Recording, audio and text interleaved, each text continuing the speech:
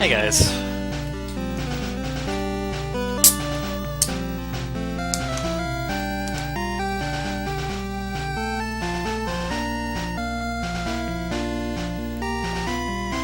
Hope everyone's having a perfect day so far.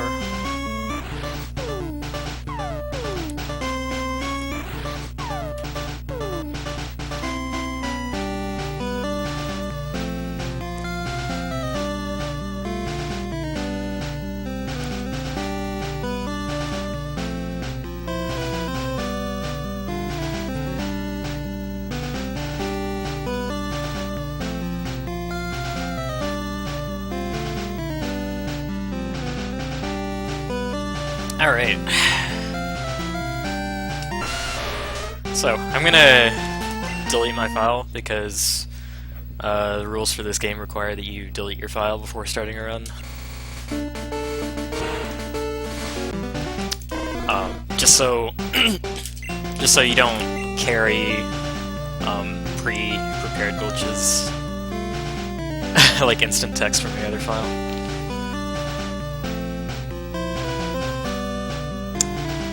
And I guess I'm ready, so let's go.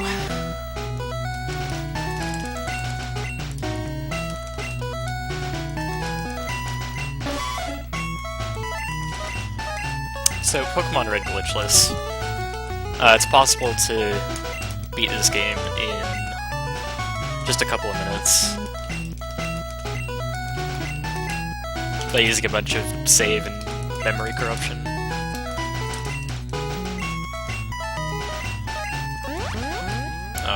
That's boring. And uncompetitive. If you don't use save corruption, you can glitch to the ending with memory manipulation, which that run takes about 15 minutes, and that's a lot more interesting. But Glitchless is a whole nother beast.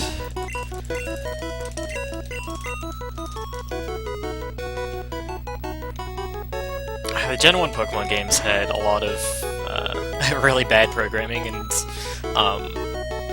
resulting crazy mechanics that just makes this run really interesting. A lot of it's about adapting to the RNG and making like calculated risky plays where necessary to save time.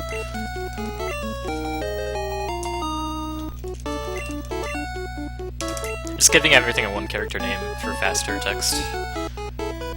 I like to give everything a different one-character name, so I don't get confused. I'm also gonna save here because there's a possibility of this fight going south.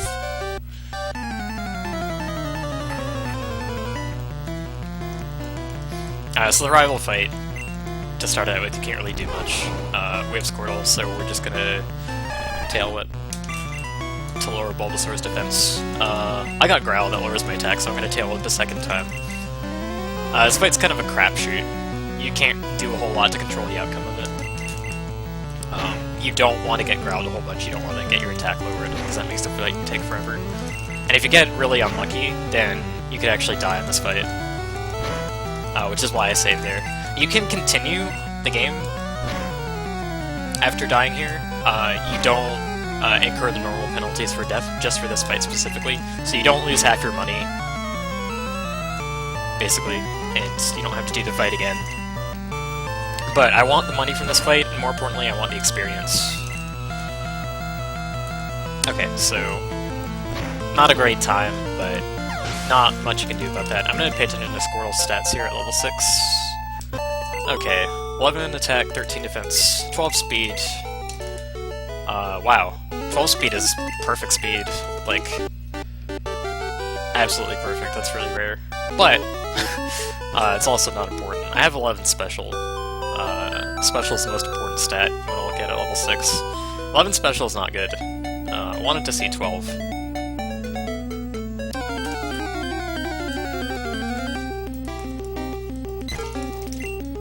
So for a bit more experience, I'm also going to fight one encounter in Route 1.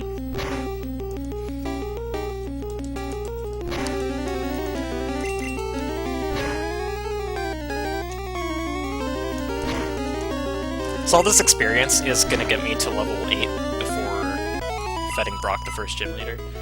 And that's important because at level 8 Squirtle learns Bubble, and Bubble is his first water attack. Both of Brock's Pokemon are dual-type Rock Ground, which means they take 4 times damage from water. So it's really important that I have that 4x move to take out both of them easily. So that's why we pick Squirtle at the start. Bulbasaur has Grass move, but doesn't learn his damaging Grass move until level 13. It's also a 4x, but level 13 is just way too time-consuming to get to at this point. So we pick Squirtle instead.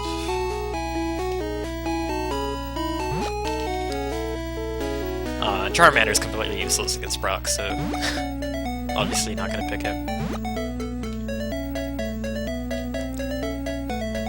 So this part of the game kind of sucks, because you go up and you have to go up and down through Route 1 a whole bunch. You have to go through it 3 times, because you got to go up to Viridian to get the parcel and then come back and deliver it, and then get the Pokedex, and then finally go up. And you just have to hope that you don't get more encounters than you need.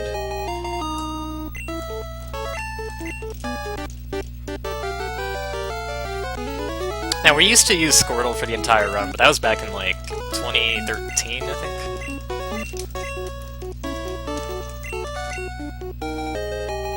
Something like that.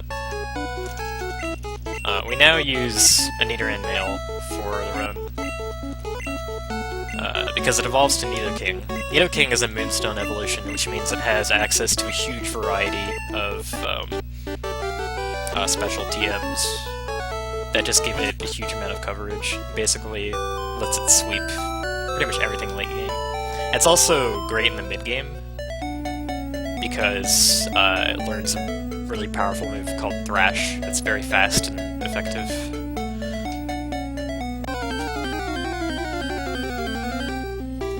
So we're gonna waste some time. We're actually gonna waste a significant amount of time compared to the Squirtle route to level up the Nidoran to where it needs to be to fend for itself, but it's well worth it for the late game.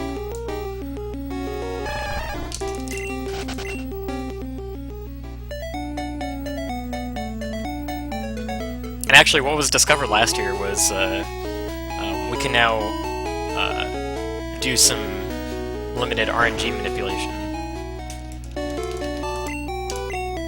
So basically, when you do a hard reset, if you do the exact same inputs each time from booting up the game, you'll get the exact same result. Most of the time. There's some tiny exceptions to that, but I'll probably bring that up after I do it. So I'm going to save and reset here, and I'm going to hold buttons on the title screen to buffer the inputs to get through it as fast as possible, and I'm going to try and walk a very specific path.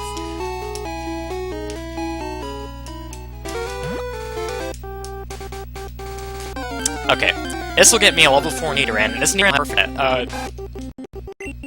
Okay, that's not a Nidoran. Okay, so what I actually just mentioned just came into play. There's a small chance the manipulation can fail based on what frame of in-game time you saved on. That was a 1 in 60 chance to get that Rattata instead. So what you do is you just save again to get a different in-game time.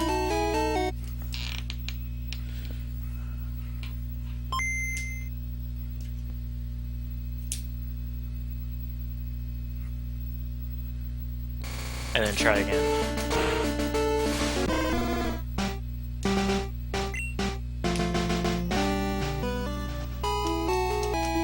I messed up the walking. This manipulation is actually kind of difficult.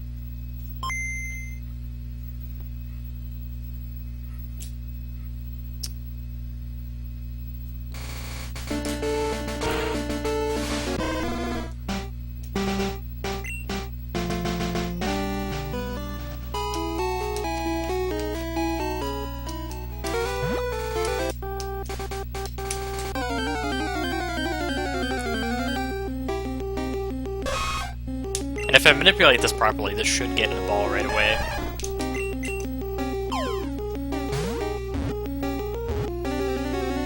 Okay, well. I'm gonna tackle it twice, just to be safe at this point.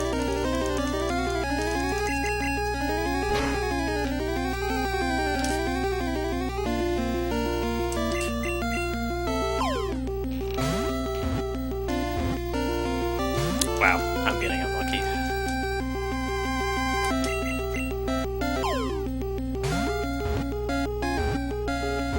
There we go.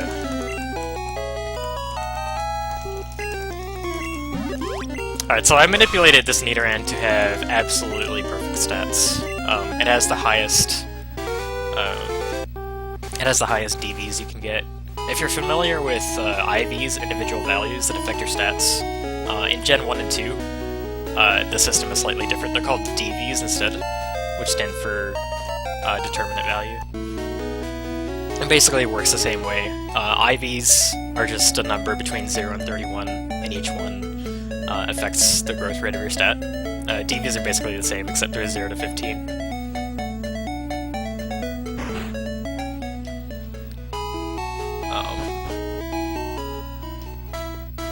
So this Nidoran has 15 DV attack, defense, and special. It has 14 speed due to limitations of the RNG, but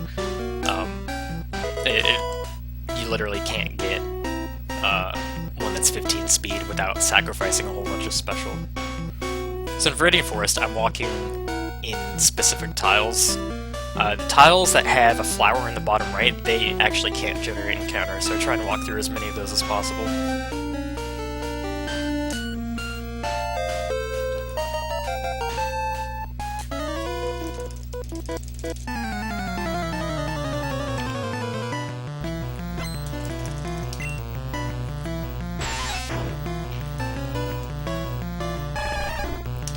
So I'm gonna fight this bug catcher, which is required since he's in your way. But this experience will be enough to get me to level 8 and learn Bubble, now that I've killed one encounter. And I got poisoned, which is unlucky. You don't want to get poisoned here because you get an extra text box for every turn you take where your health decrements. That wastes time. I'll also have to heal it with the antidote. I do have to heal this in case he crits me with Poison Sting.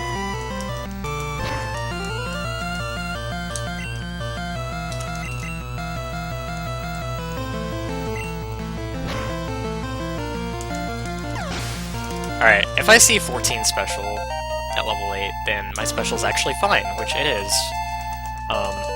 There's a small chance, there's like a 10% chance that if you get bad special at level 6, your DV will still be high enough to actually have good special at level 8. And the difference between bad and good special is just that during the Brock fight, good special stats will be able to two-shot both of Brock's Pokemon. With bad special, they're a 3-shot, which makes the fight more dangerous. Particularly his Onix, because his Onix has Screech and Bide. Screech lowers your defense by 2 stages, which can set you up to die to a tackle. Bide is the move where Onix randomly takes between 2 and 3 turns storing up energy and then unleashing it back at you.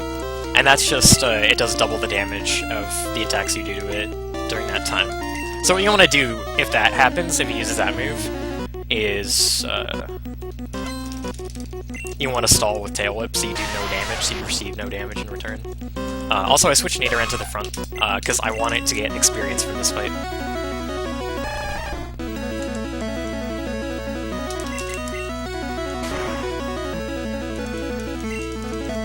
So after this fight, Nidoran will be level 8. Nidoran's going to learn Horn Attack, and Horn Attack is a pretty powerful physical move for this point in the game.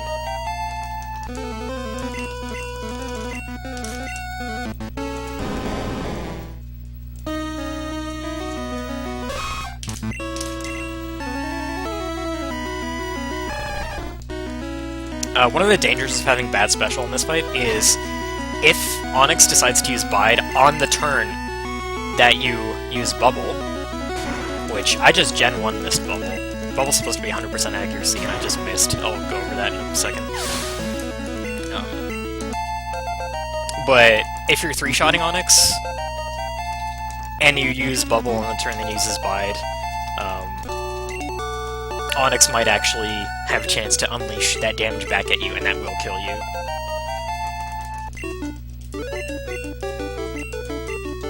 But that's a risk that you don't really experience with good special. So aside from that Gen 1 miss, that was a smooth fight. The Gen 1 miss, accuracy, the accuracy check works a little bit weird in Gen 1. So it rolls a number between 0 and 255, and then it compares it to the accuracy of your move. And if the result is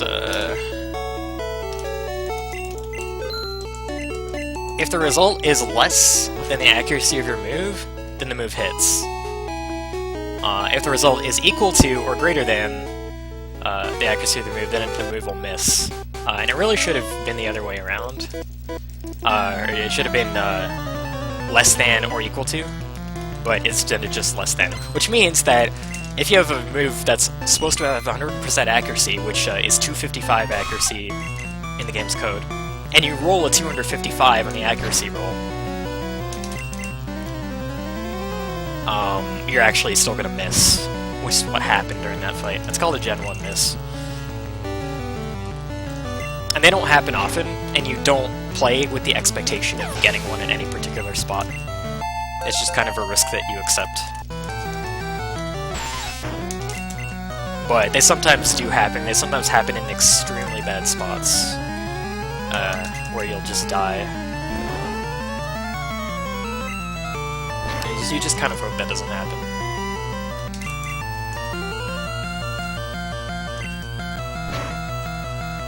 I lured these two guys to make sure I 2-shot them. Now I'm level 10, I'm a bit stronger. I'm gonna straight up horn attack this Caterpie. This is gonna be a 3-shot unless I critical, but if I critical hit, I'll actually have a chance to 2-turn it. So it can be worth doing this to try and save a turn, even though leering it would be faster in a 3-turn situation. Unfortunately, didn't save the turn, but that's okay. It's like a 5% chance. I have to heal for this fight. This fight's very dangerous. I'm actually gonna save before it. This is Short Sky. And his Rattata can absolutely destroy you with Quick Attack. Especially if it crits. Quick Attack does a lot of damage. Also has Tail Whip, which will lower your defense and make things do even more damage. You don't want to see that. I'm gonna do the same thing. I'm gonna Horn Attack it to hope for a critical and try and get a 2-turn.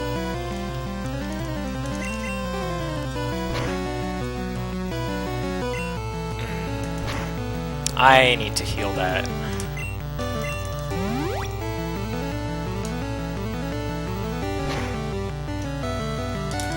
Yeah, Quick Attack would have done 9, that would have killed me.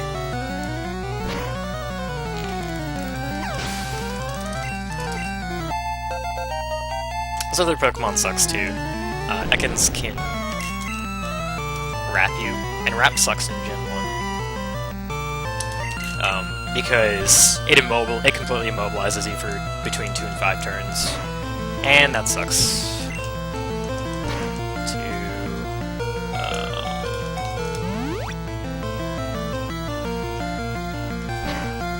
So I'm trying to fight, and I can't. Okay, now Wrap is over, now I can kill it.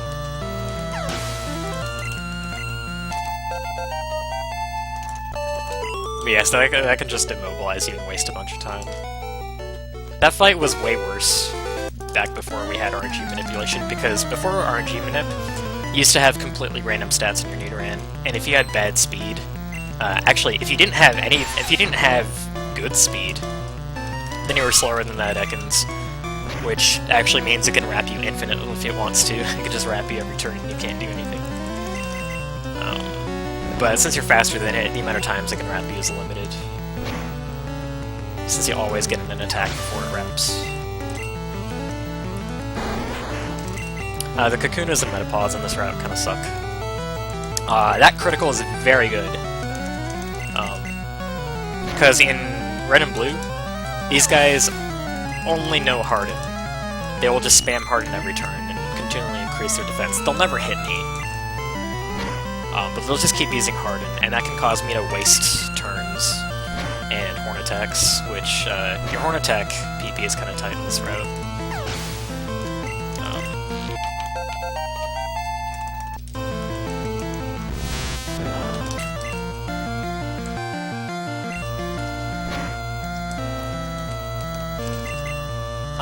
I can't really think of anything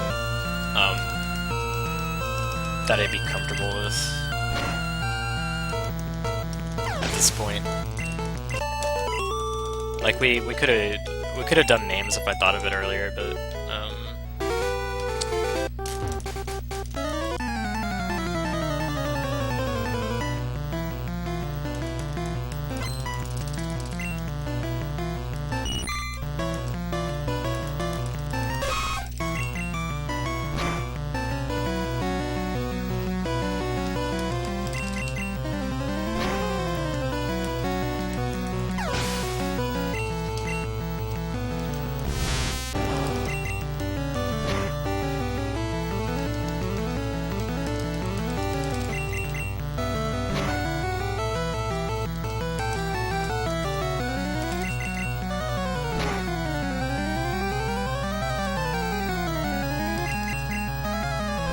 I have a lot of extra Horn attacks here because of that critical I got in that Kakuna.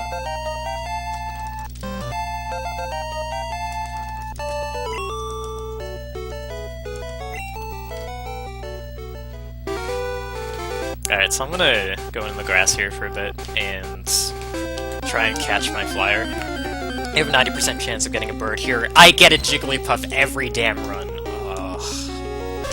Pidge, why do you do this to me?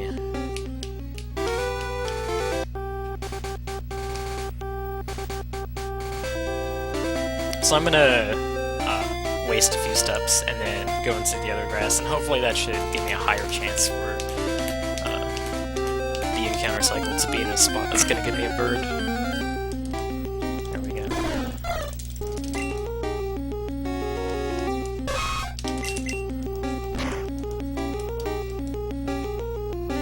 I crit the Spiro. Okay, well, wow. Alright, I have 66 extra XP.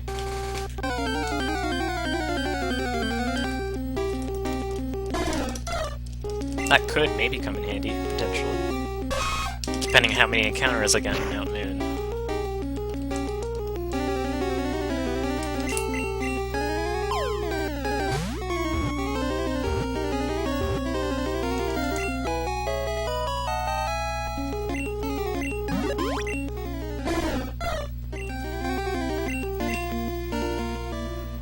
Okay, finally have my bird. That's gonna fly me around later in the game.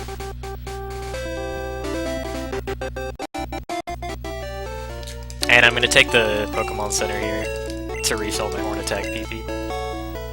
You don't take very many centers throughout the run. Most of the ones that you take are because you need to set your dig point. Because a lot of the time in late game you want to be in low health, and I'll explain that later too. But we're going into Mount Moon, and I have to fight a couple of trainers in here to get enough experience to evolve to Nidorino, and then pick up a Moonstone in here, evolve to Nidoking. So for this first stretch that I'm going to fight the two trainers in, you can't reasonably. I shouldn't have attacked this. Whatever, that's fine. 66, 8. 60, okay, that's not enough.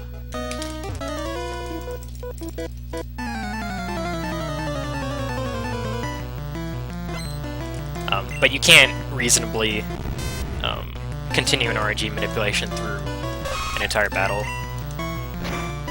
because you can't select and clear text boxes frame perfectly throughout that whole thing. So I'm going to fight these two trainers, and then I'm going to save on the specific tile, and start another RNG manipulation. So I'm going to walk another specific path, and that's going to be to try and make sure I don't get any encounters through a large stretch of that moon.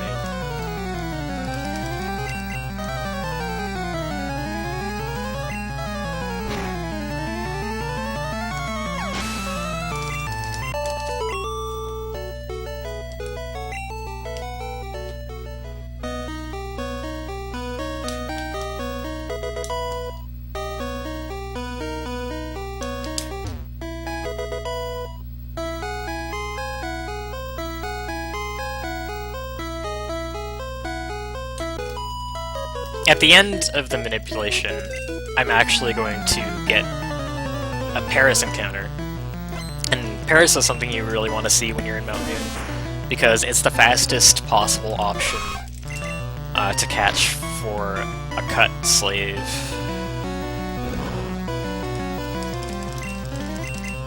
You need something that can use cut to get to Surge's gym, and a lot of places beyond that.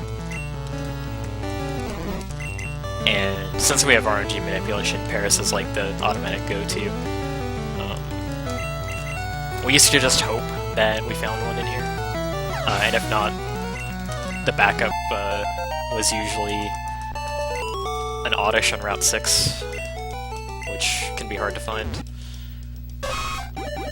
Or if we manage to have Spearow instead of Pidgey, you can actually trade Spearow in Vermilion City for a Farfetch'd that can learn Cut and Fly. But that's the slowest option.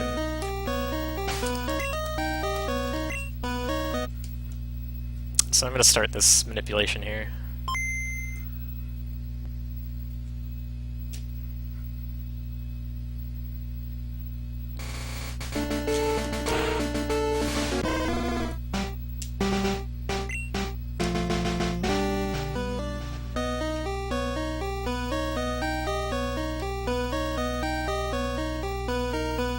I'm gonna try not to talk and try not to distract myself.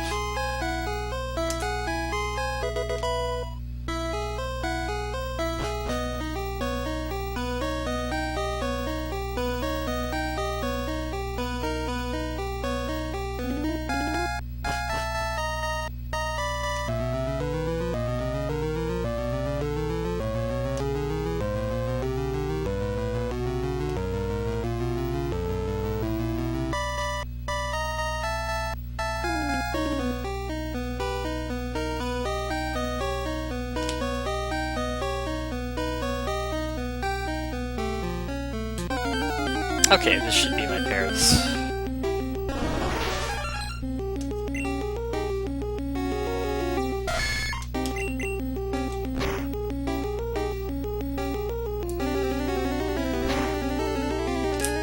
Hopefully this gets in one of my two balls.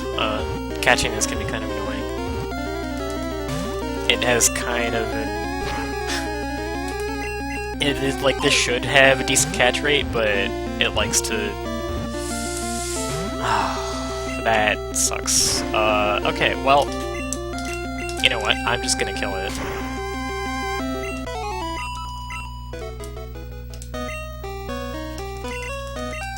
So all the XP that I've amassed, the extra XP, actually makes some fights later a little bit safer. So it's nice if you can get that, but it's not something you want to go out of your way to get. But basically, if I get 138 extra experience in Mount Moon, then I'll actually be able to hit level 23 and learn the move Thrash a fight earlier on Nugget Bridge later.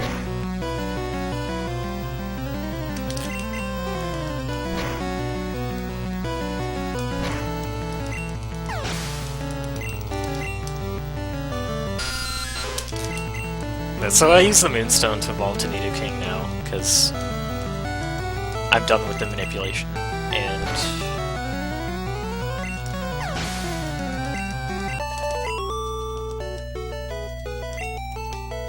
There's no reason not to at this point.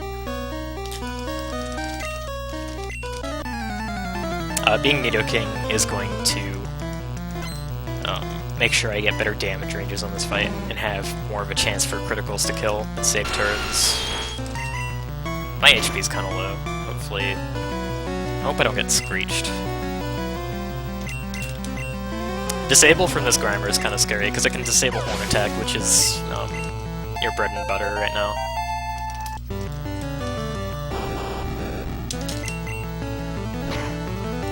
And it makes the fight quite a bit slower.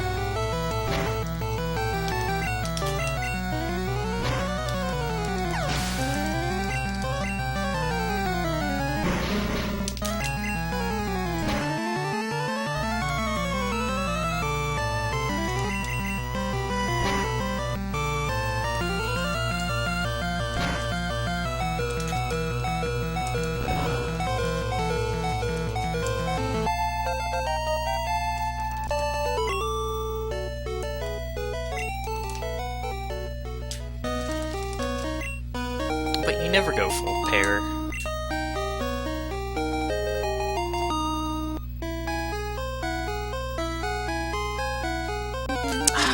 Really? So, I ran out of balls trying to catch that Paris. I don't have any more. So, I'm actually... Really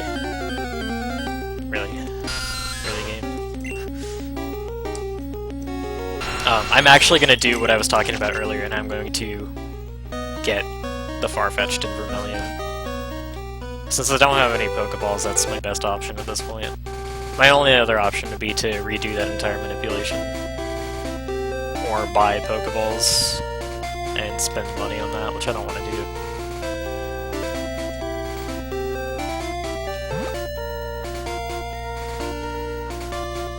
Why not reload on Paris? Because I have the option not to, because I have Spearow.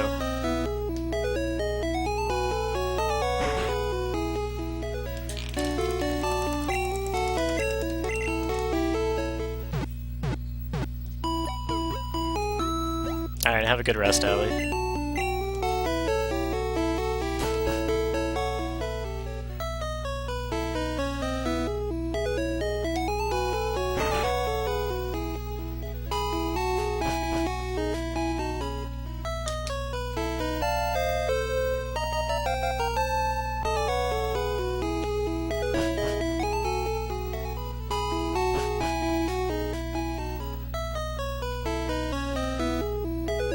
Alright, so I can't go to Misty's gym right now because now that I've evolved to Nidoking, I'm part ground type.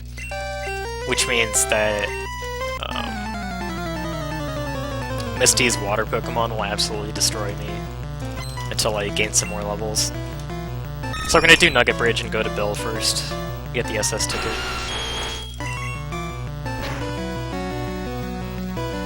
This fight is pretty straightforward as long as you don't get Sand Attacked. Getting Sand Attack here sucks. Because one Sand Attack will reduce your accuracy to 66%. And then if you start missing a lot, you could run out of Horn Attacks. You could get growled repeatedly by the Bulbasaur and not be able to kill him.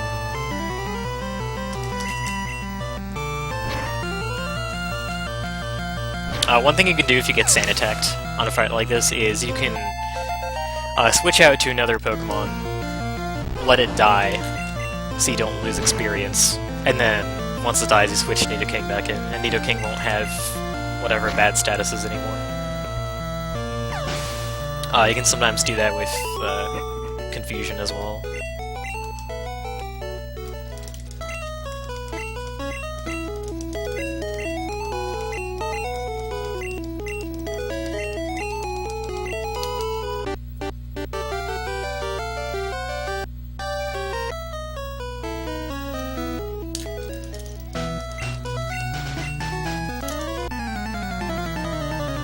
So one mechanic I haven't really talked about yet is badge boosts. Badge boosts are a thing in Gens 1 to 3, where certain gym badges you get... That was an extremely low damage roll, wow. Certain gym badges you get will increase certain stats. So, for example, I have the Boulder badge from Brock, and that applies a 12.5% boost to my attack stat.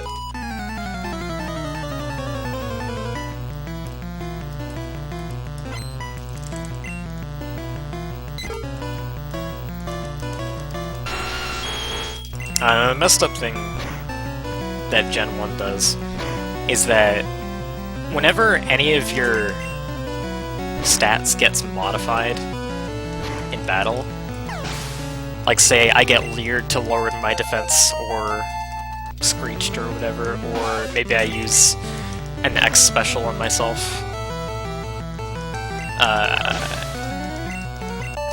the game will recalculate all your stats and it'll apply the badge boosts that you have a second time.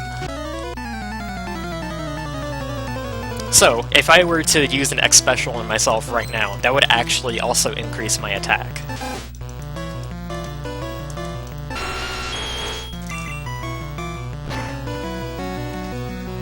There's a lot of ways later in the game, once you have access to X items, that you actually play with this mechanic to your advantage. Wow, Gen 1 miss into Rat. That's lovely. Second Gen 1 miss this run. I think you have an average of 1 per run.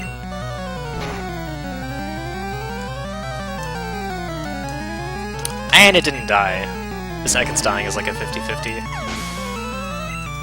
As it is, and I Gen 1 missed on top of that. It could have wrapped me again.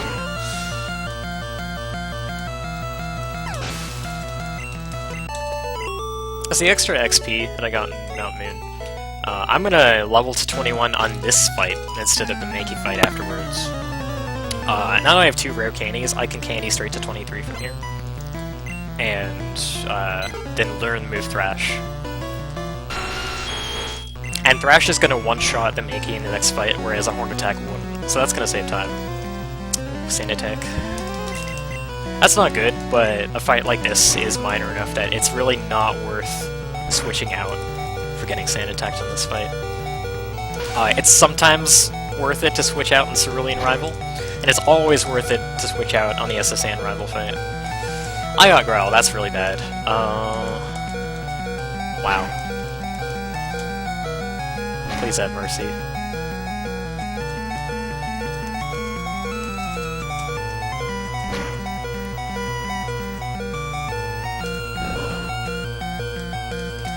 Scratch should do 4, so I should be okay.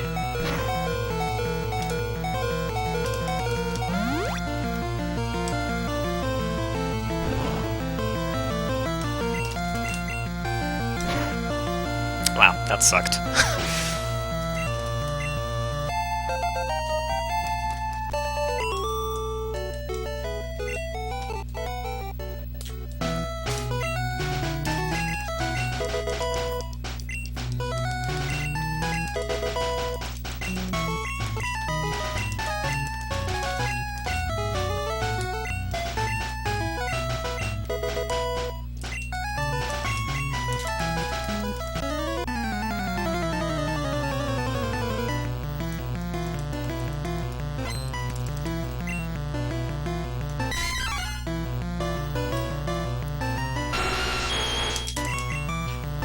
So yeah, Thrash is a really powerful move. Quite a bit more powerful than Horn Attack. And what Thrash does is it lasts for randomly between 3 and 4 turns. And each turn that it's active, it will select itself for you. You don't have to input it, which saves time. Makes fights really quick. At the end of Thrash, though, you get confused. So usually you want to use it at times where it's guaranteed that the fight will be over after 3 turns of using it. But sometimes you have to Sometimes you have to be a bit risky and hope for 4-turn thrashes, which I'll actually have to do in this upcoming fight right here. This hiker I'm about to fight has Machop and a Geodude. Chop goes down one hit, which is fine, but Geodude, being a rock type and having very high defense, it's going to take 3 hits from Thrash to take down, which means I'll need a 4-turn. Additionally, it knows Defense Curl, and if it uses Defense Curl too many times or too early, then I won't kill it by the time my Thrash is done. Unless I critical.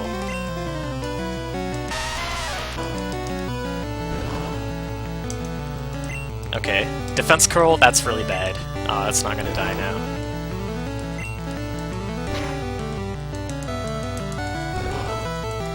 Unless I critical. Alright, there we go. Awesome. Critical hit saves the day.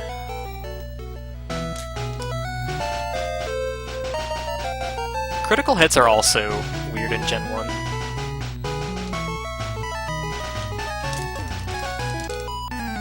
In Gen 1, they actually completely ignore stat modifiers, which can work in your favor or against your favor. So in situations like that, that critical completely ignored the defense boost that the Geodude had from using Defense Curl. So that was good for me.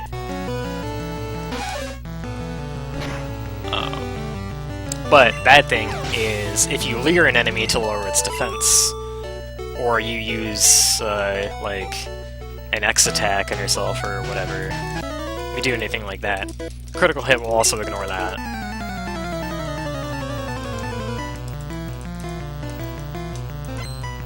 So they can actually screw you in certain situations.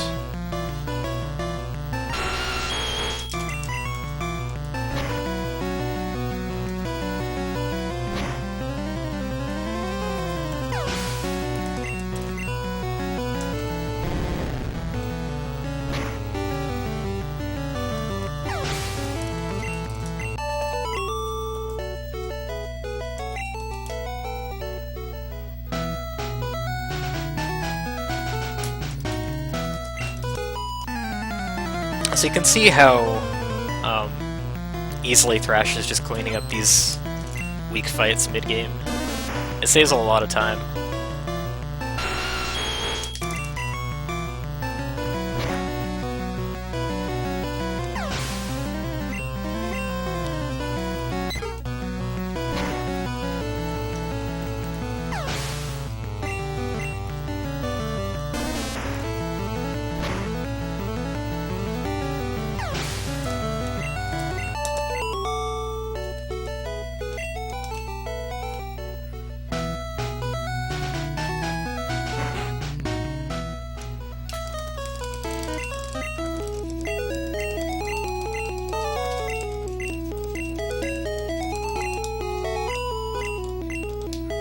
Alright, so there's another mechanic I should talk about.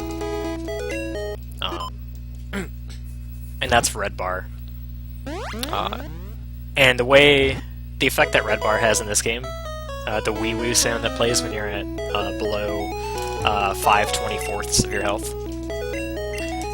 that sound playing actually overrides a lot of the sounds and jingles that you're normally forced to hear during fights. I'm gonna use one potion here to get a decent amount of health for the Misty fight.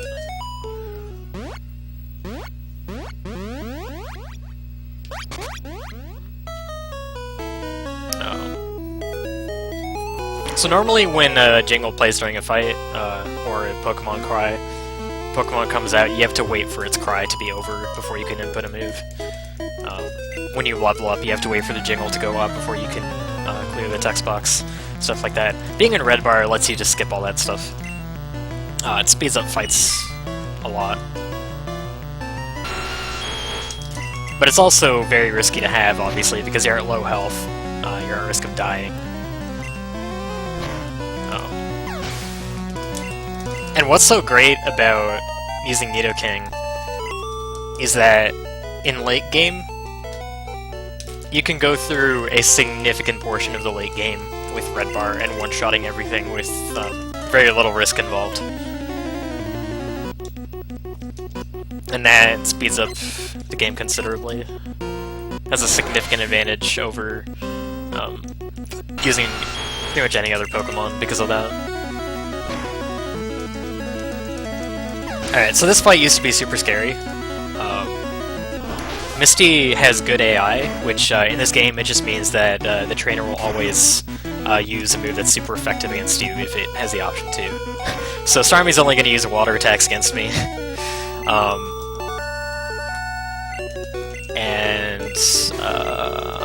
it was very good. But yeah, it's always going to use water attacks, which before RNG Manip, unless you had like a really, really good speed, you're going to be slower than Starmie, which means it was going to get 2 turns on you. But now it only gets 1 turn. Which is great because it reduces the risk of that fight by a huge amount. That water gun critting actually put me in red bar, which is kind of what I wanted. That's why I didn't heal to full HP, and why I only healed to like the mid-40s. I could have used Bubble Beam and it would have done a similar amount. What I was hoping for was not getting Bubble Beam critical, and not getting Bubble Beam Speedfall, which would have made me slower and given Starmie an extra turn to kill me with. So there's still a bit of risk in that fight, but it's nowhere near the run killer that it used to be. So you can see in this fight that red bar saved a lot of time skipping the level up. Actually, did it skip the level up jingle? I don't think it did. Oh yeah, it did. I think it was in the middle of the fight. But yeah, it'll skip a level up jingle as long as it's not at the very end of the fight. And it also skips all the Pokemon cries. Now unfortunately, I'm at exactly 10 HP, and that's not good. I'm gonna have to heal out of this, because... Oh, also, if you pick up this Full Restore before the music loads, the game can't actually play the jingle, the long hidden item jingle, because it can't start playing those when the music is fading out and the new music is loading. So I can't actually safely do either of these 2 fights with 10 HP. Where's TM11? Now, because I healed, I want to take the opportunity, since I'm in the menu, and teach Bubble Beam now. You don't really need to teach Bubble Beam at any point until Rock Tunnel, but you want to do it as soon as you enter a menu. So this trainer has 3 Pidgeys. They all know Quick Attack, which does about 5 damage. So 2 of them were to Quick Attack me, I would have died. Didn't want to risk that. They're 1 and 3 to use them. The trainer below, I could have fought first, and in a lot of situations I will fight that trainer first to preserve red bar. But the bottom guy, he's got Eradicate. And I think Eradicate does like 6 or 7 with a quick attack, but it can do 11 with a critical hit. And I don't want to risk that. Because critical hits in this game, actually, the critical hit rate is actually the Pokemon's base speed value divided by 512. So it's completely proportionate to its base speed. Eradicate has a high base speed, which means it has a high crit rate. Same with Starmie, same with Alakazam. Gyarados is pretty high too, so all these Pokemon you're at high risk of getting critical hits from. Nidoking's critical hit rate is about 1 in 6, for reference.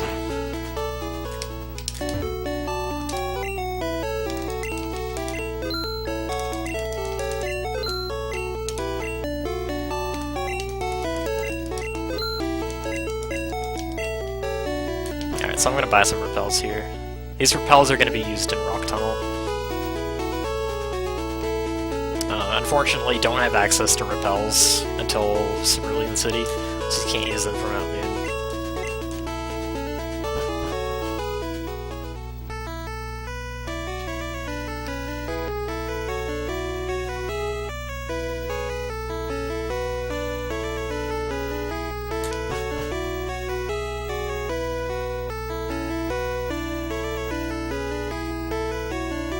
And we've got the next rival fight coming up. So kinda, your goal in this fight is to try and get at a good HP, to either get red bar from this fight directly, or to be able to set it up on the Lieutenant Surge fight. The way you can set it up on the Surge fight is its lead Voltorb, or his lead Voltorb rather, knows Sonic Boom. Sonic Boom always does exactly 20 damage. That sand attack is awful. You cannot risk being sand attacked here. So I have to switch out.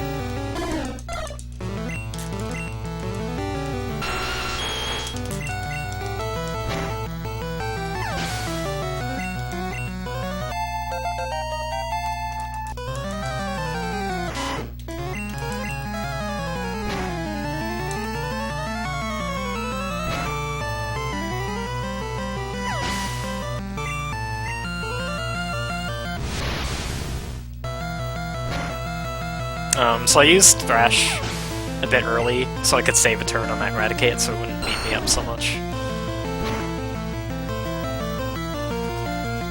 So hopefully... I didn't get a 4-turn here, so now I have to switch out again because I'm confused.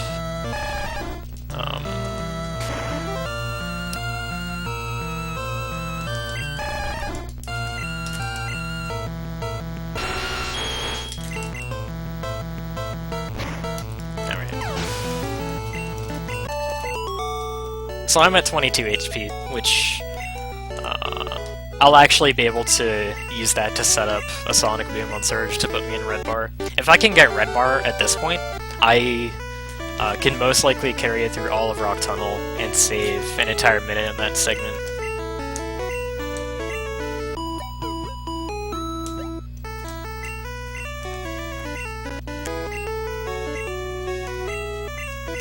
So I'm going to try and stall. Keep leering the Voltorb until he uses Sonic Boom on me. I can't do that indefinitely though, because Surge can use an X speed on it, which will make it go before me, and then I won't be able to risk waiting for a Sonic Boom, because it might then kill me the turn after as well. Another thing I can do is use Screech or Tackle. If it tackles me, I'll be below 20 HP, which means I won't be able to survive the Sonic Boom. If it Screeches me, then my defense will drop by 2 stages, and I might die to his next Pokemon, Pikachu, which has Quick Attack. So I may be able to get red bar here, I may not, we'll see.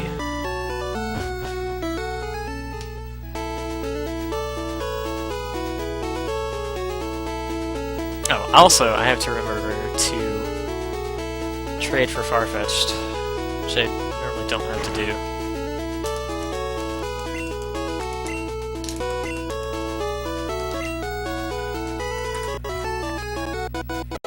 This takes about a minute, so it's not ideal.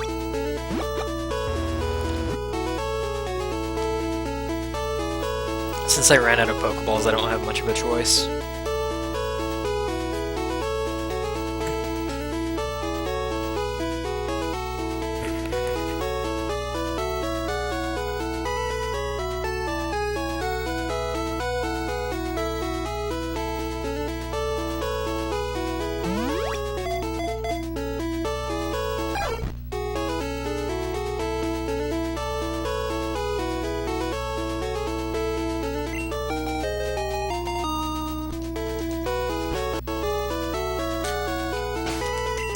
Alright, now this menu, I'm gonna swap my repels up to the top.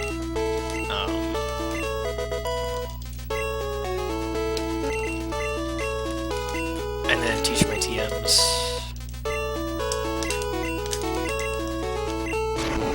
I'm also gonna save on this tile. I'm gonna do the final manipulation of the run here. I'm gonna manipulate the RNG to always get the can puzzle in Surge's gym on the first try.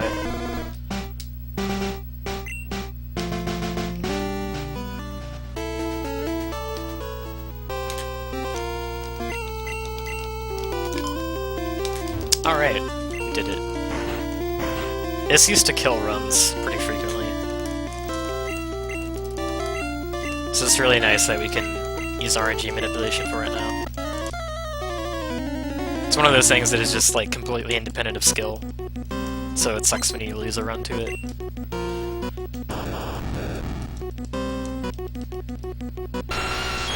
Alright, I'm gonna Bubble Beam to start off with. Bubble Beam is guaranteed not to kill. It won't do enough damage even with the crit. And I got a Tackle, which sucks. I won't survive Sonic Boom now, so now I just have to kill it.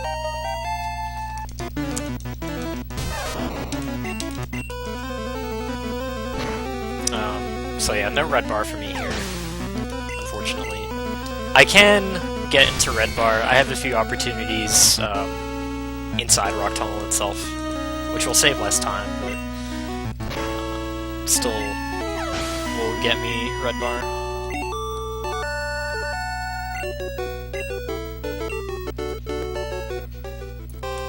Namely, the first two trainers in Rock Tunnel are Pokemaniacs. Pokemaniacs have good AI, so they'll always use a super effective move on me. So I can get the Cubone in the first fight to Bone Club me, or either the two Slowpokes to use Confusion on me.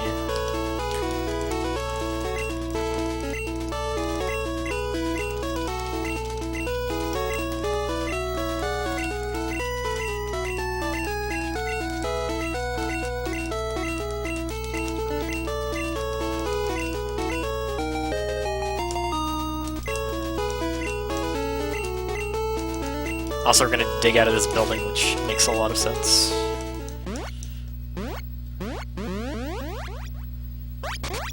Now we're back in Cerulean, I've got the bike voucher, I can just get the bike. Bike speeds up overall movement by a lot.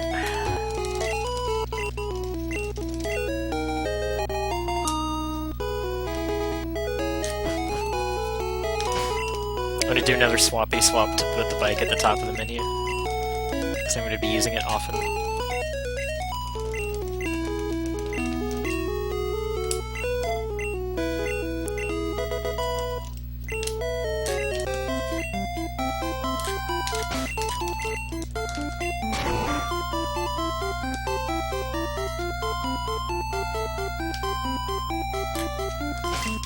Okay, so this fight, we call her 4-turn Thrash Girl, because you basically need a 4-turn Thrash in this fight. You don't really have any other options. Nothing except for Thrash is gonna one-hit this Oddish that she leads with. And you don't want to give Oddish a turn ever, because it knows Sleep Powder and Stun Spore, and both of those are absolutely awful. Sleep Powder, if you get Sleep Powder by an Oddish when you're trying to Thrash it, it will just end your run, basically. And there is a possible risk of that happening in Rock Tunnel, actually. There's an Oddish that's level 22. And depending how much experience you have... crap. Actually, I can fight through this. I have enough HP. Even if I hit myself, I'll be fine. That actually gives me a red bar, which is nice. But I do have to switch out now, which sucks.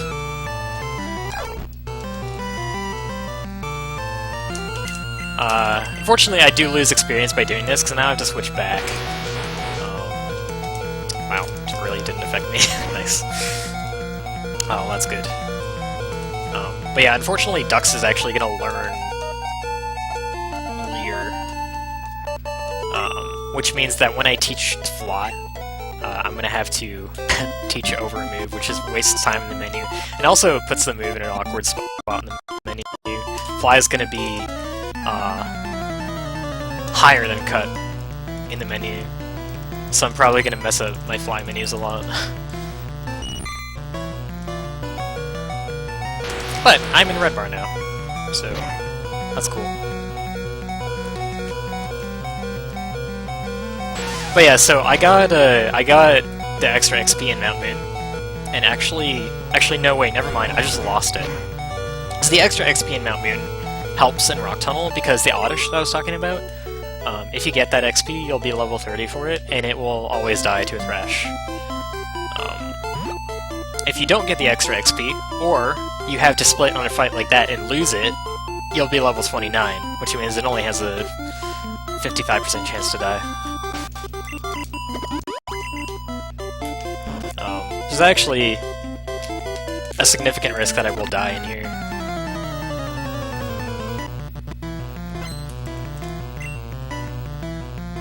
Now most of the time, if it lives, you'll still be fine. But there's a large risk of it using sleep powder. And sleep powder you can't recover from. Because when you get put to sleep and you're thrashing, you're locked in thrash. The game selects the fight command for you. So every turn that you're asleep, the game will attempt to fight through it. You don't have a chance to heal.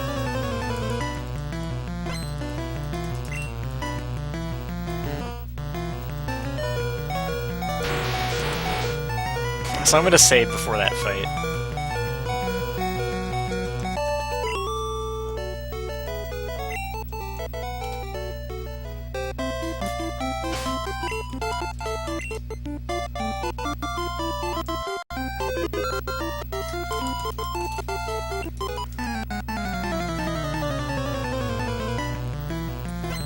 Alright, so hopefully this Oddish dies.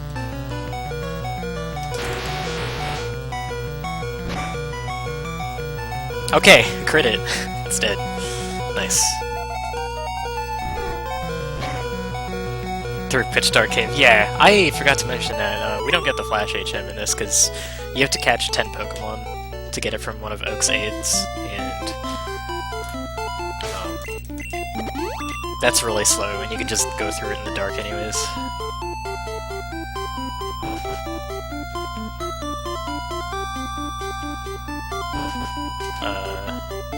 I forgot what room this was. Okay, I know where I am now.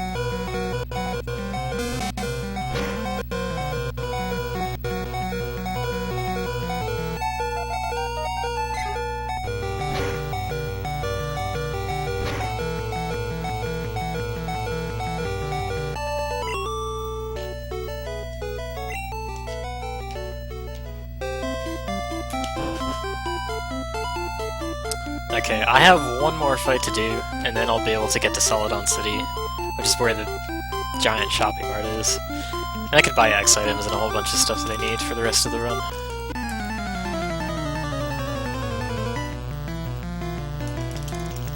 Most of what I'm going to be buying is X accuracies.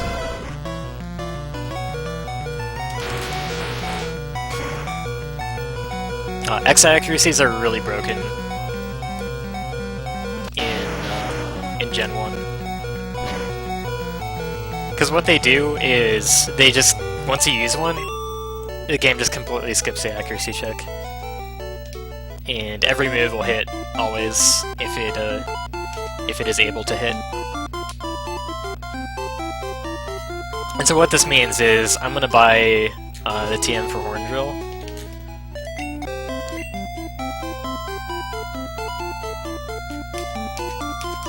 Grab this elixir too. I'm gonna buy the TM for Horn Drill, and Horn Drill is a one-hit KO move. It's normally 30% accurate, but with an X accuracy it will hit every time. Yeah, the caveat to Horn Drill is that So in from Generation 2 onwards, one-hit KO moves only work if you're a higher level than the enemy Pokemon. Which that makes it not very useful for a speedrun. But in Gen 1 in particular,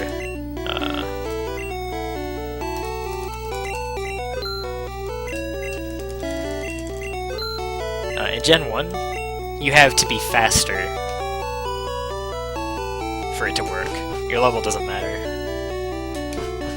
Also, I'm gonna buy a Pokédoll here for totally not a glitch.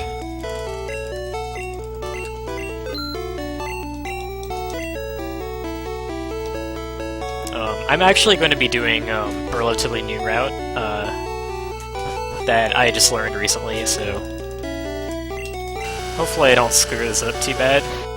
What we used to do is, wait, I didn't mean to buy that freshwater now.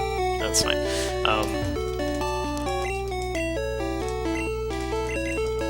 We used to buy 2 freshwaters here, and give one of these to the girl to get the Ice Beam TM. But we now get Blizzard instead, which has lower accuracy but higher power.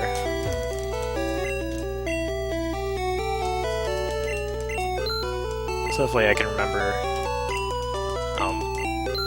all the differences to that route from what I used to do.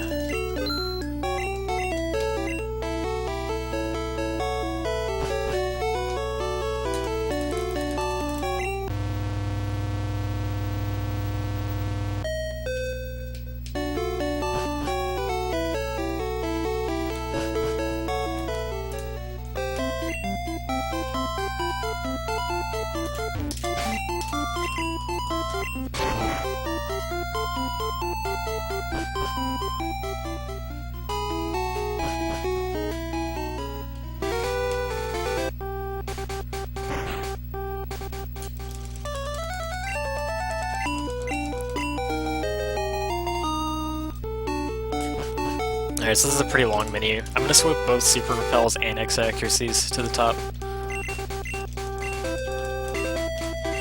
That's not what I meant to do. There we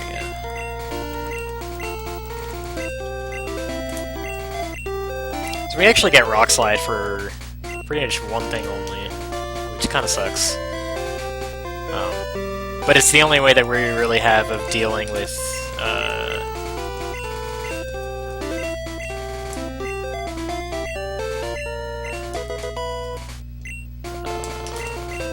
it's the only way we really have of dealing with the Ghastlies in Lavender Tower. Nidoking, unfortunately, despite being a ground type, can't learn Dig, and Dig is one of the things that would just one-shot them. But nothing else I can do will one-shot them. And what sucks about Rock Slide is it's 90% accurate, which means, actually... I need to heal. 12 HP puts me at risk of dying. I'm glad I caught that.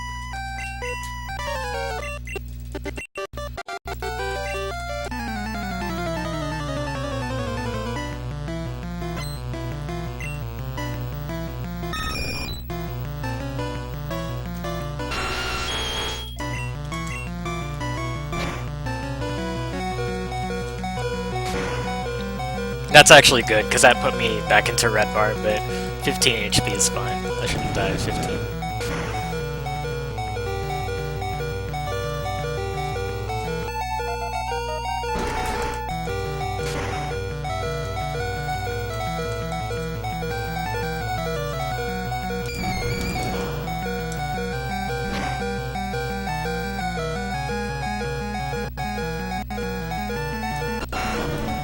If I don't, this Ivysaur doesn't die to one Thrash, so I'm gonna give it a turn. Alright, awesome. So yeah, I'm in red bar.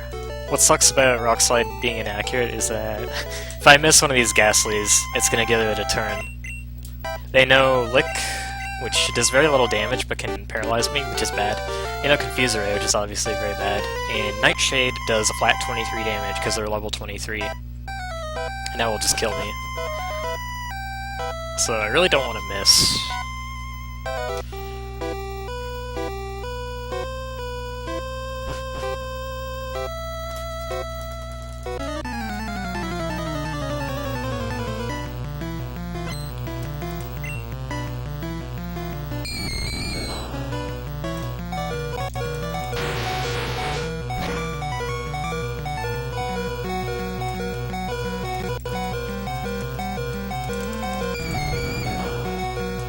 Okay, that sucks.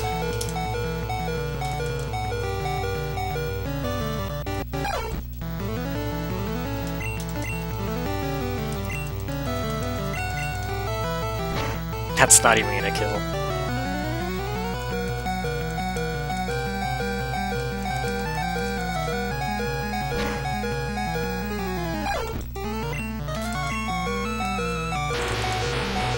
Holy crap.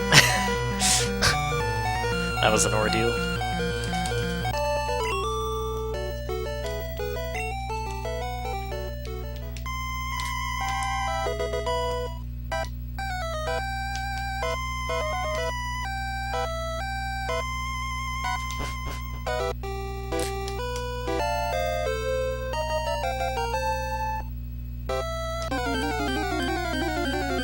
I forgot to use the super repel. Whoops. It's kind of dumb of me. Yeah, I completely forgot to use one. I was supposed to use one right when I got fly and taught it. Somehow I completely forgot. I was actually pretty lucky to not get an encounter until then.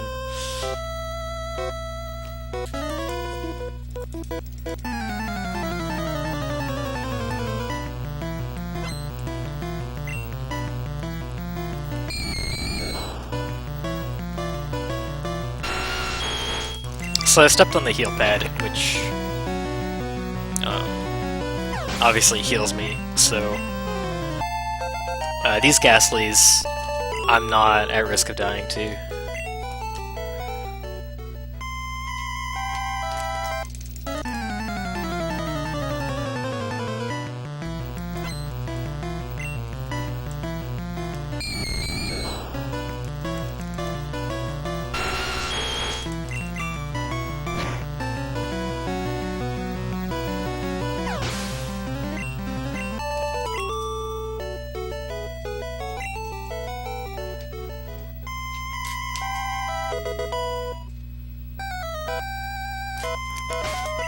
Alright, now I'm done with Rock Slide. Completely done with it. So I'm gonna teach Horn Drill over it.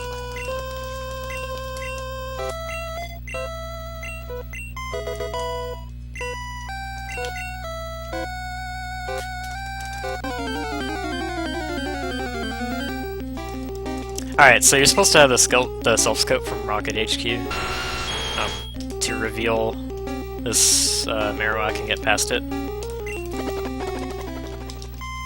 But you can just use a Pokédoll on it, because Pokédoll just ends wild encounters.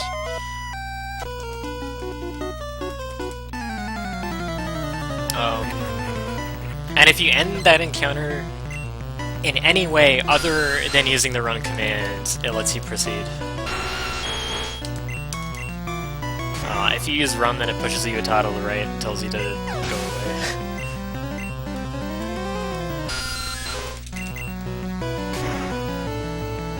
The Japanese community does consider that a glitch, but the English-speaking community does not. So we have two different rule sets.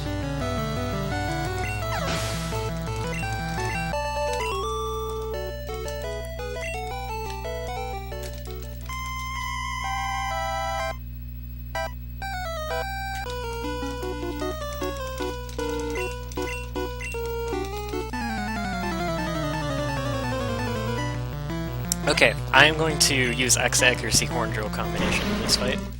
I can thrash it, but it would take 3 turns to thrash, or it would take 3 hits to do this fight. Horn Drill is just faster, and we have the money to spare for an X accuracy here, so we just do that. I believe Thrash doesn't kill that coughing in 1 hit. And that's why it's slower.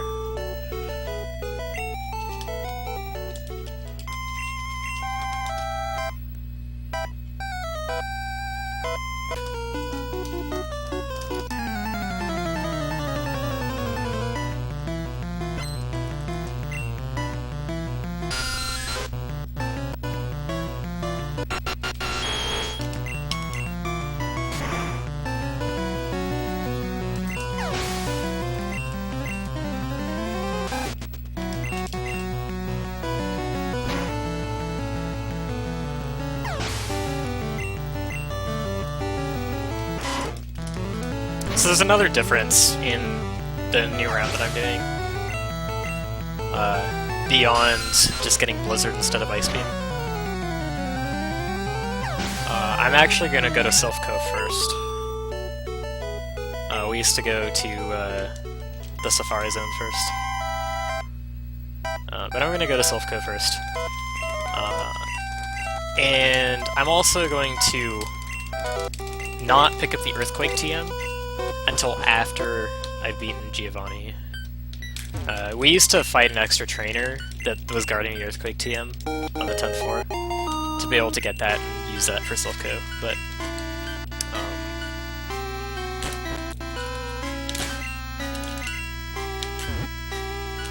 Celadon.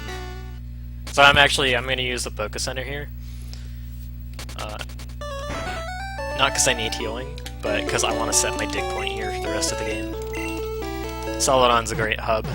You can bike to Erica's gym and Sabrina's gym really easily from it.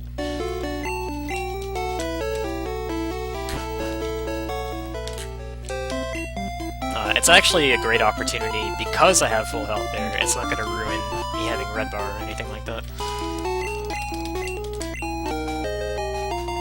And we kept the fresh water to give to this guy to unblock the way to Saffron.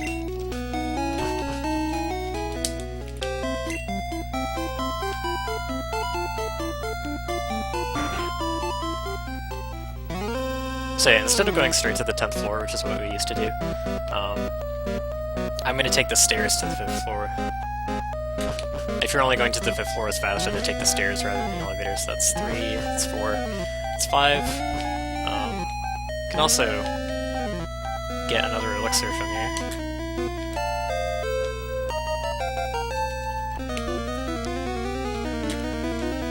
Okay, I don't need a repel here.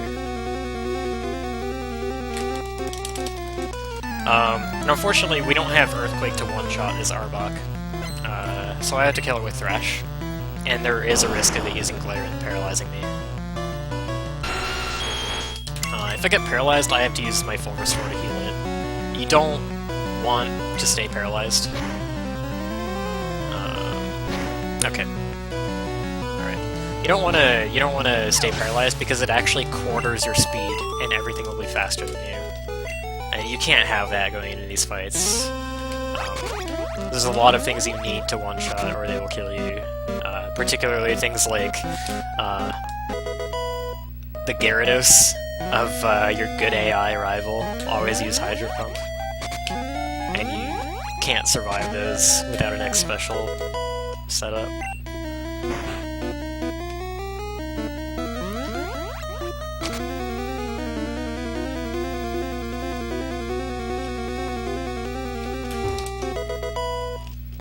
The route that we do now, though, this rival fight is significantly easier than the old route, because the old route we used to possibly play around with,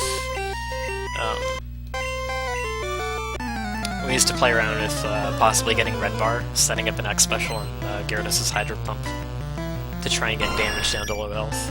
But it's very risky to do that, and don't really have the opportunity to with this route, which is fine. Speed. So we just horn drill the entire thing.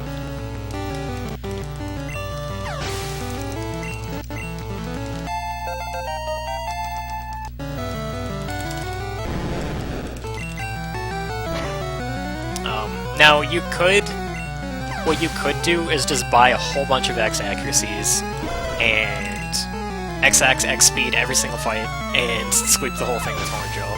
You could do that for pretty much every fight. But the thing that makes the speedrun interesting despite that is you've only got 5 PP with horn drill, and the first time you go to Celadon you don't have enough money for that many X accuracies. So the routing basically deals with managing your PP, using elixirs at opportune times, and using other moves when they'll kill, also trying to get red bar at opportune times. So it's not, even though you can just one-hit KO every single thing with horn drill pretty much, you don't it's not the optimal thing to do. I need 2 elixir here. I almost forgot. We didn't used to have 2 elixir here because we didn't use horn drills for that whole fight before, but now we do. And I need horn drills for this fight since I don't have earthquake. Well, bye, Varin. Hope you have a good day.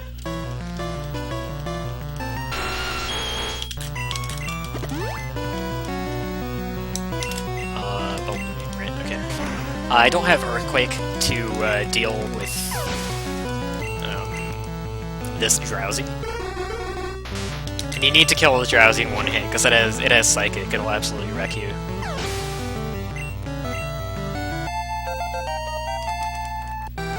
The older route would have Ice Beam here to take care of Marowak, but Bubble Beam's too weak to kill it.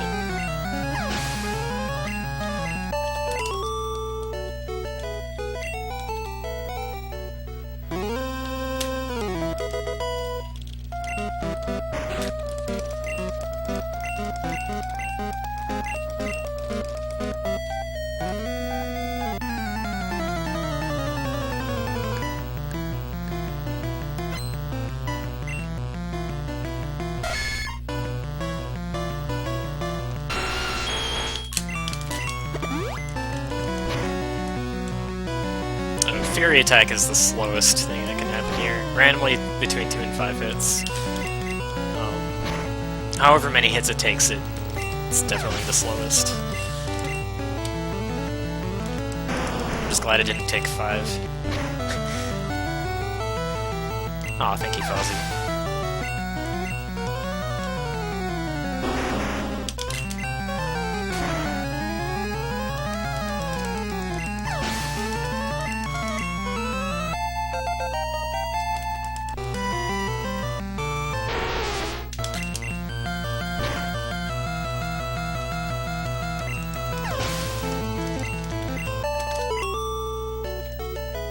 Okay, so now I have to go back to, go to the 10th floor where Earthquake is. Since I defeated Giovanni, the Rocket Invasion of Silphco is over, so the trainer that was blocking Earthquake before isn't going to be there.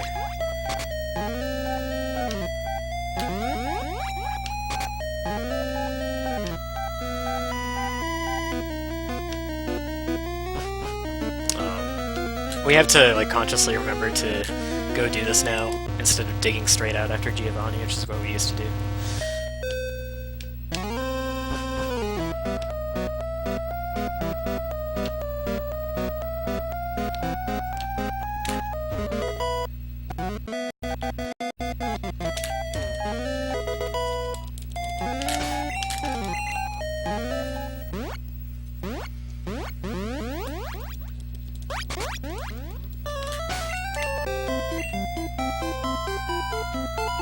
Okay, now that Silphco's done, now we're gonna hit up the Savari Zone.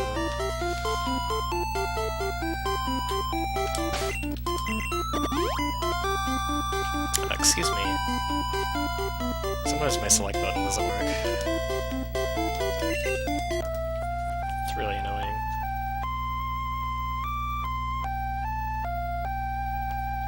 Throughout the game, you want to swap items to the top of the menu that you're going to be using frequently. You want to do that at times when you're already scrolling all the way to the bottom of the menu to use something.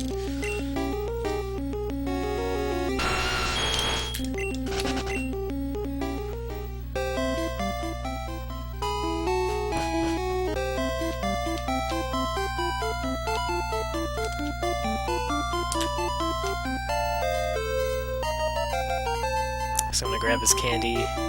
I'm also gonna grab the PUWP on Cycling Road.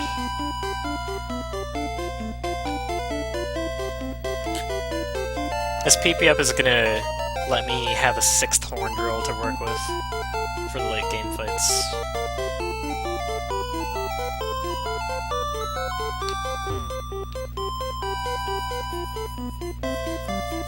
And it's basically so I'll have to use fewer elixirs.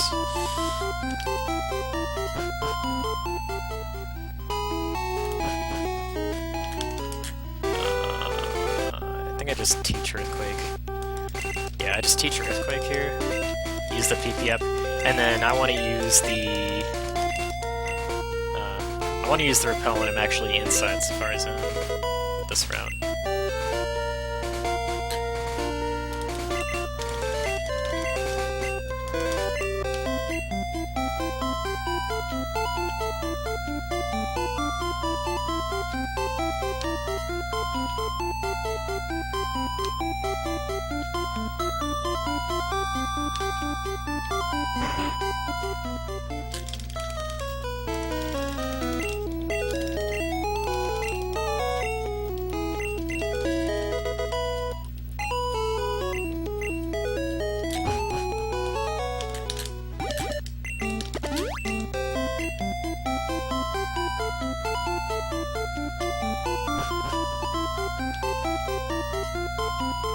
Wait, where'd my timer go? Oh, it's still running.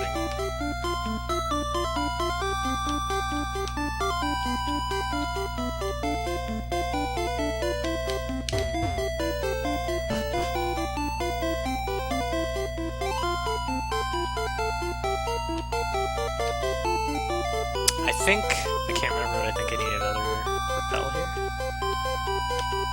Yeah, I do. I couldn't remember.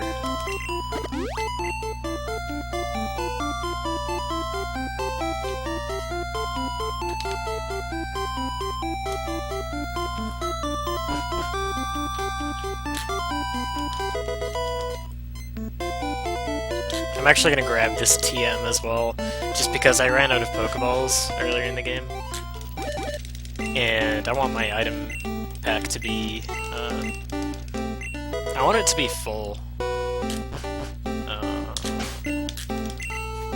I want it to be full at the time when I start,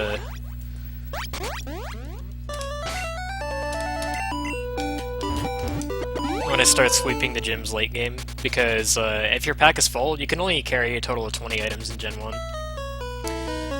And if your pack's full, then the gym leaders won't give you their TM at the end of the fight.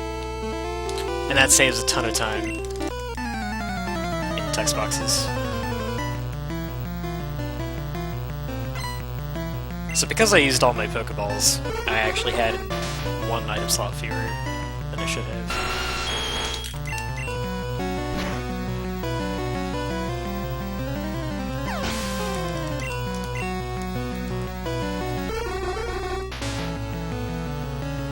Oh, wait, what? I was mashing the wrong button.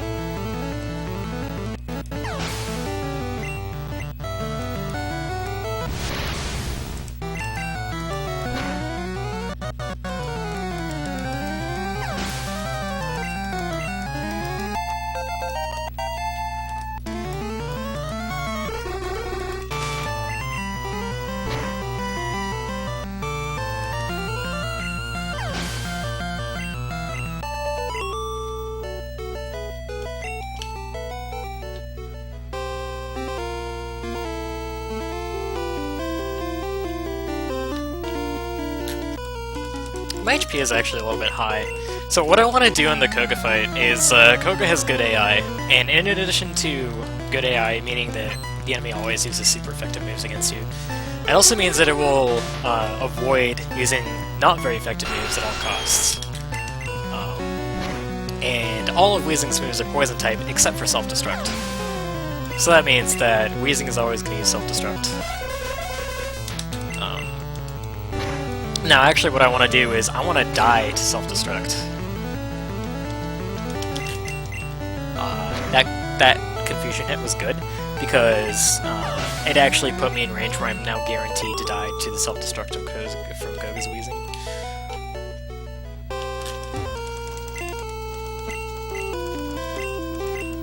And what the death's gonna do is, I have 3 rare candies. And in Gen 1, you can actually use a rare candy to revive your Pokemon, because it increases their HP by a slight amount due to the level up, and that actually just lets you not be dead anymore. And the great thing about that is that it will give me red bar basically from now until the Elite Four. I'll be able to one-shot almost everything that matters. Basically everything that matters, I'll be able to one-shot and keep red bar, and it'll save a ton of time for the rest of the game. There's basically only one fight that actually adds risk to, and that's the Black Felt fight in Giovanni's gym. And of course, Weezing being Koga's last Pokemon. The fight's over after that, and I win.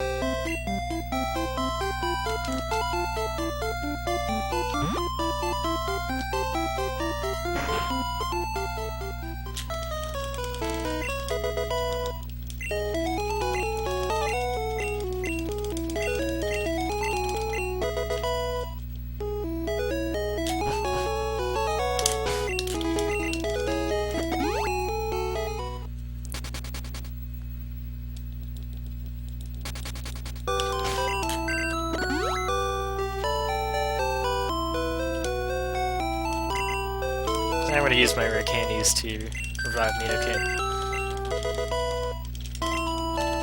And free red bar. Oh, forgot one important thing. Oops. I usually do this in Silph-Co, but since I don't have Surf there anymore, I'm not going to do it now.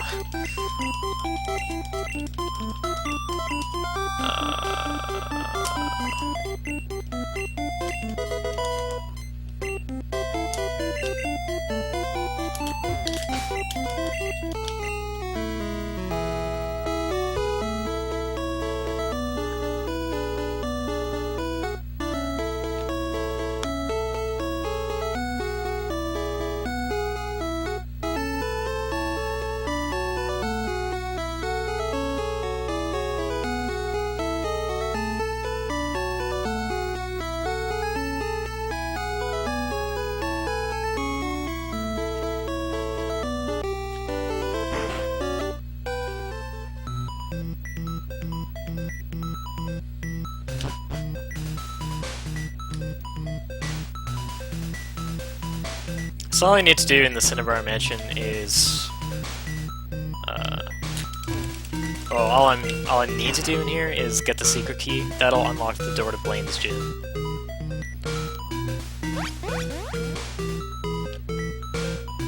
But I'm also gonna pick up the Blizzard TM in here. Oops.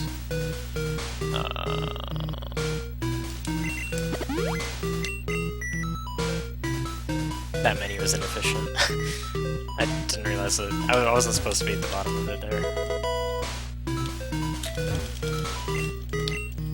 Yeah, so I pick up Blizzard. I'm going to teach that, and I'm going to teach Strength to Squirtle. Squirtle's pretty versatile HM slave.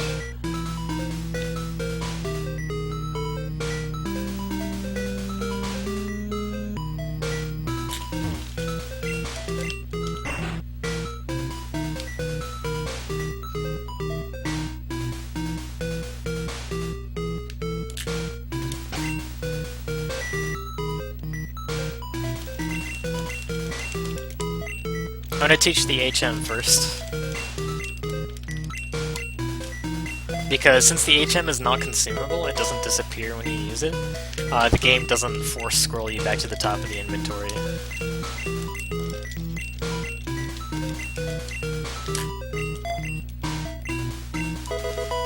Also, the routing to be level 43 here is basically perfect, because the highest level poke you can encounter here is level 43. Which means that repels will repel every single encounter, instead of having like a 1% chance to encounter level 43 Weezing or whatever it is.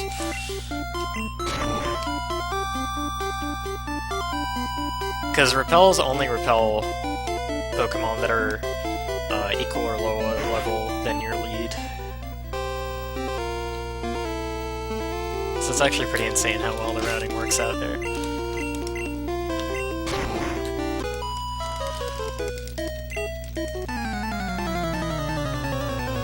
Alright, so now that we're super powered up, we can one-shot all of Erica's Pokemon with ease.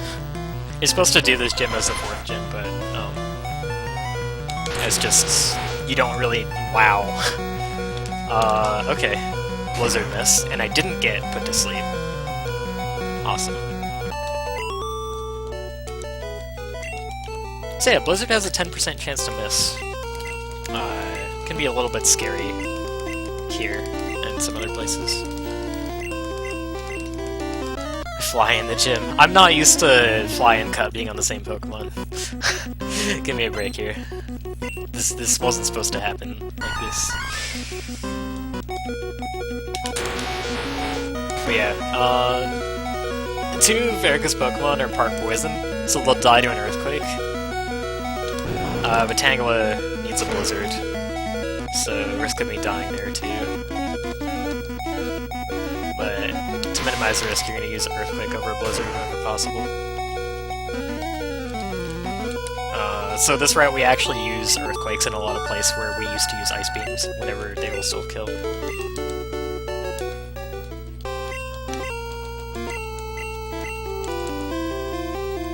Just because of Blizzard's mischance, and also the fact that Blizzard has 5 PP instead of 10.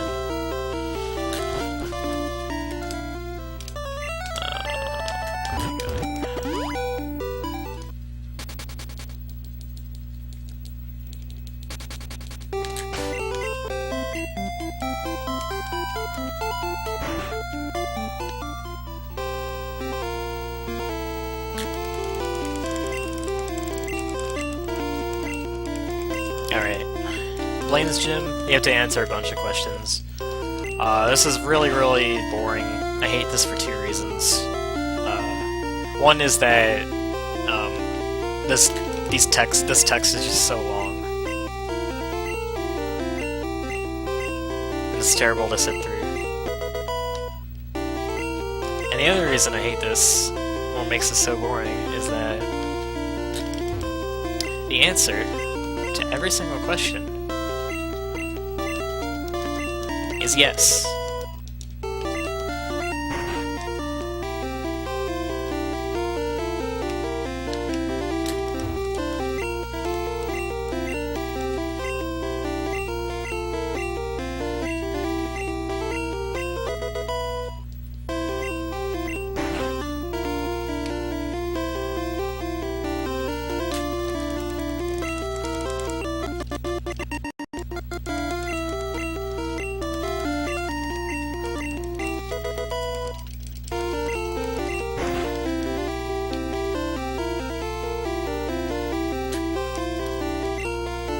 At least it's nice that you don't need to scroll to answer any of the questions.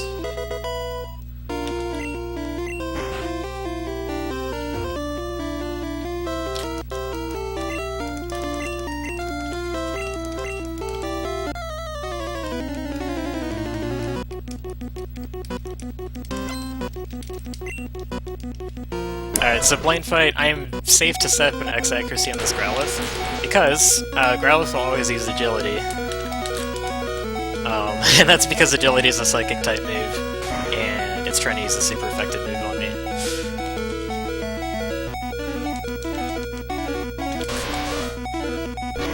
I couldn't drill the Growlithe because Agility makes it way faster than me, so Horn Drill wasn't going to work.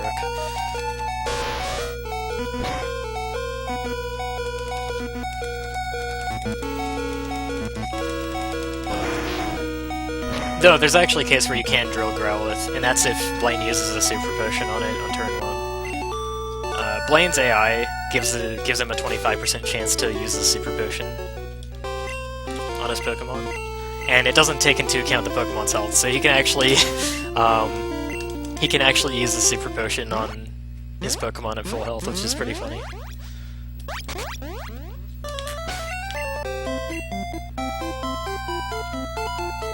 Most other trainers that have the ability to use healing items in their AI, they'll only use them below a certain amount of HP, but no, he doesn't care, he just doesn't check the HP. It does something that you literally cannot do. Basically, he cheats, but not in a way that works out for him.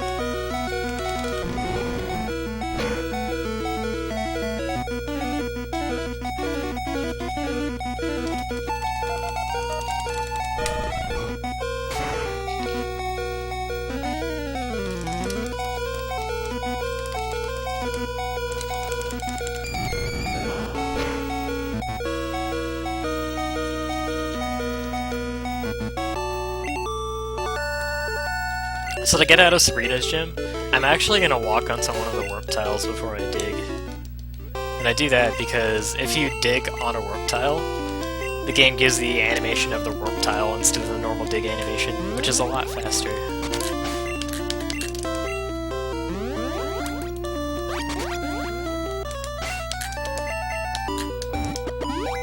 Now that I've got all the other gyms down, I can now actually go to Viridian Gym, take on Giovanni.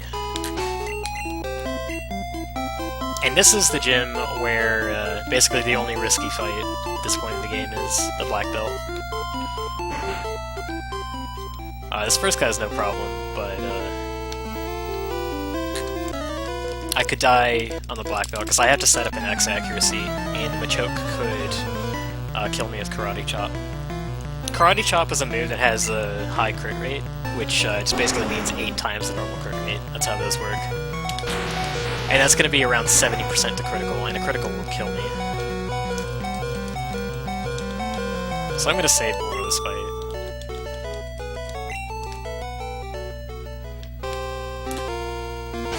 Make sure that doesn't happen.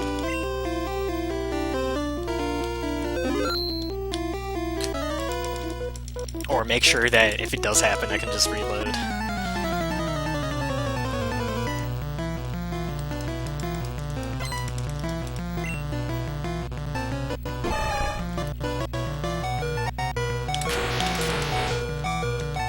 Alright, good. Okay, I'm gonna Horn Drill the Machokes. I'm gonna use Blizzard on the Machop. No chance to miss since I used an X accuracy. And Blizzard is faster because I don't have the one-hit KO text pop up. There are a lot of really tiny time saves you get from choosing certain moves over others. So like things that can waste time are unnecessary super effective texts. One-hit KO text boxes.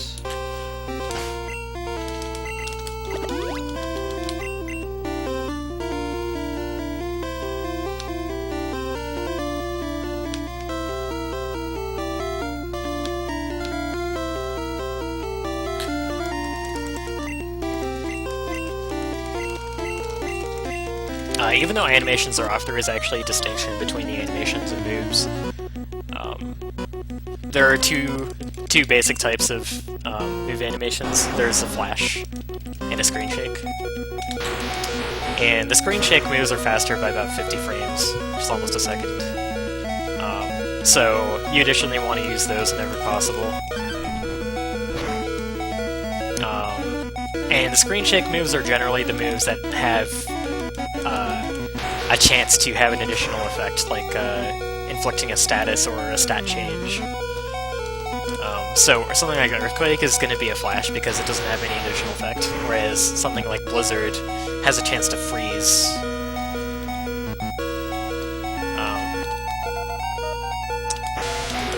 So I think... oh wow, I missed. There's no chance of dying to this Rhydon because his good AI will always make him use Fissure, which is a ground type move, to your poison type.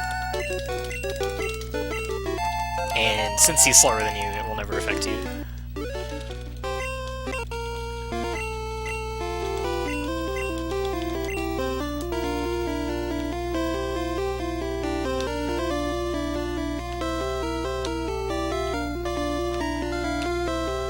so now we're good and ready to go to the Elite Four.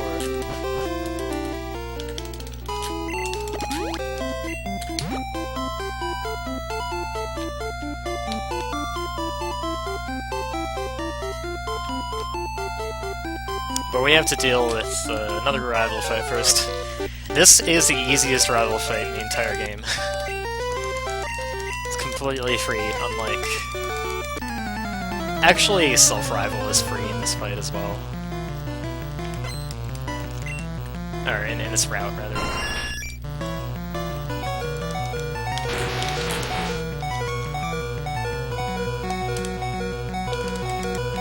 Using Blizzard here has a chance to one-shot this Pidgeot, but it doesn't always.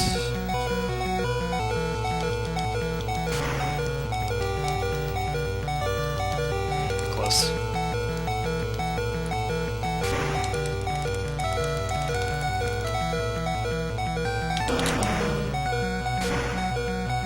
I actually could have just used another Blizzard. I had the PP for it.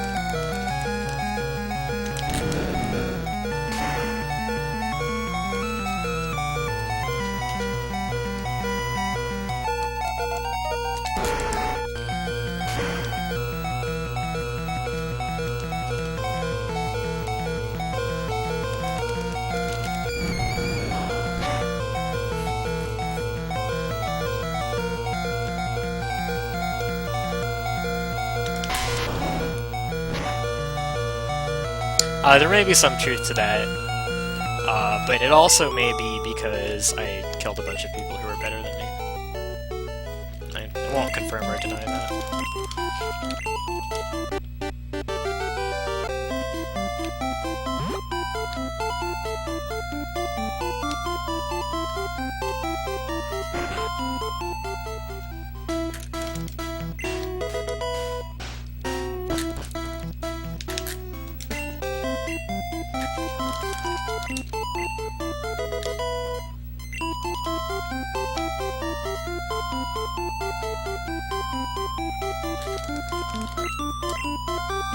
What does Gary smell on me? Probably the fact that I didn't shower this morning.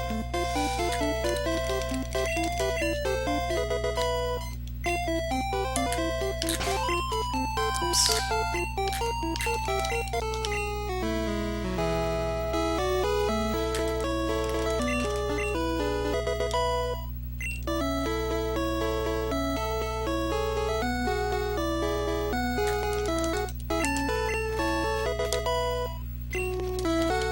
Hi, ACB.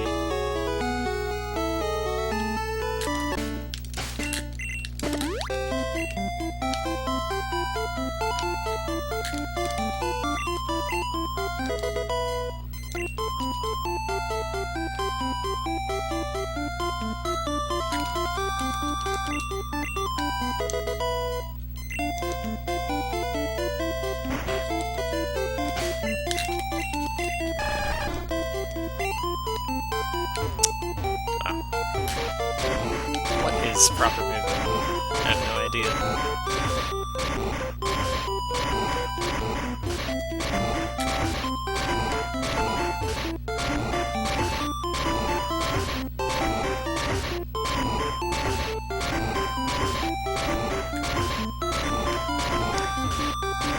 So this boulder pushing is an annoyingly anticlimactic way to end the run. And it's also really easy to mess up if you're nervous.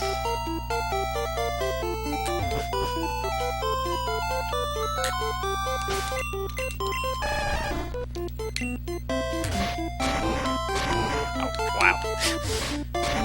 Okay, apparently I'm nervous. There you go. There's your swag boulder.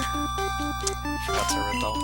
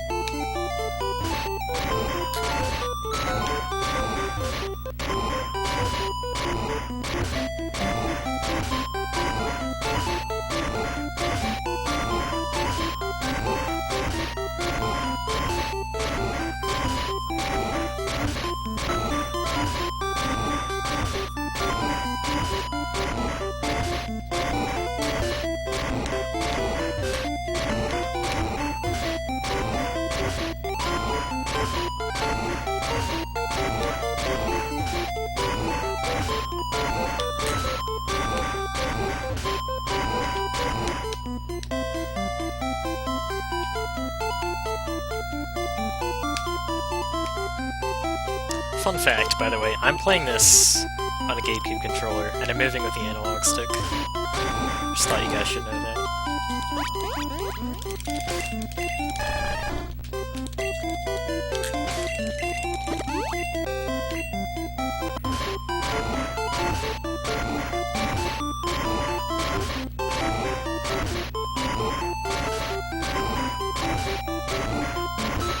The advantages to playing on DC controller are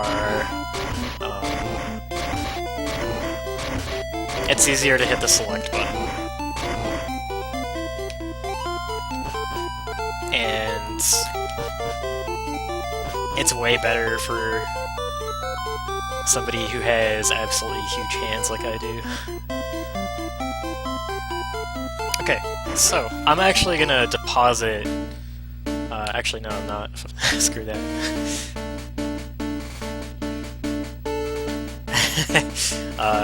Psych, I guess.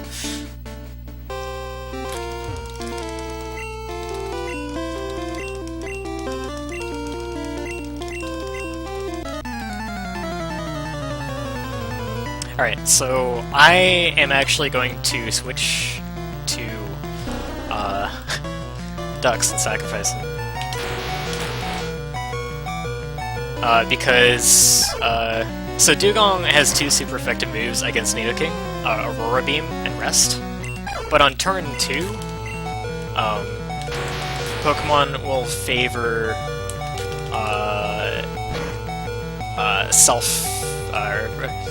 Pokemon will favor status moves on turn 2. So that will guarantee that it uses Rest instead of Aurora Beam on turn 2. So turn 1, I sacrifice my Flyer, because the only super effective move against the Flyer is Aurora Beam. So it'll guarantee die, and let me use the X accuracy on turn 2.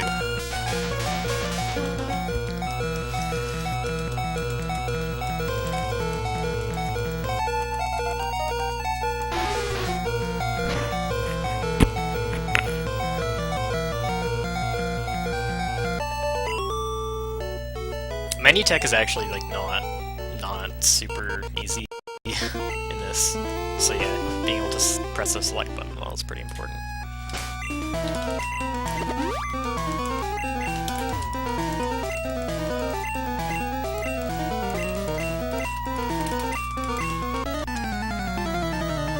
Onyx is very unlikely to be able to do a significant amount of damage to you, so setting up here is pretty safe.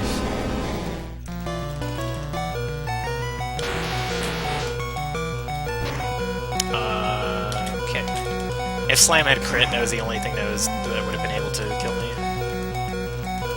I actually use Blizzards on the Onyxes because Horn Drill's a normal type move and they're rock type, so Horn Drill will actually trigger the not very effective text if I use it, which will waste time.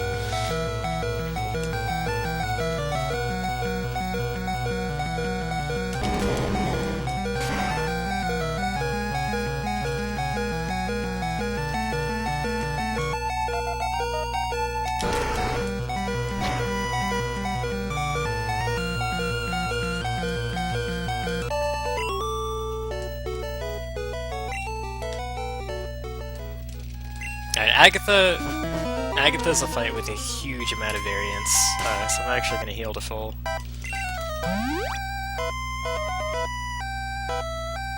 You can't afford to keep red bar through this because by default you're not faster than either of her Gengars. And they have all sorts of nasty stuff. They have Confuse Ray, they have Nightshade, which will do 56 or 60 damage depending on the level.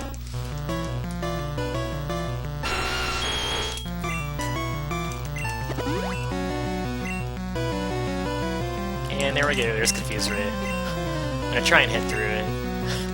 Or wait until it wears off, at least. There we go, alright, good. So I set up with an X special. That's going to allow me to one-shot Golbat with a Blizzard as long as this hits. And Golbat is scary because it knows Haze. It can undo my X items.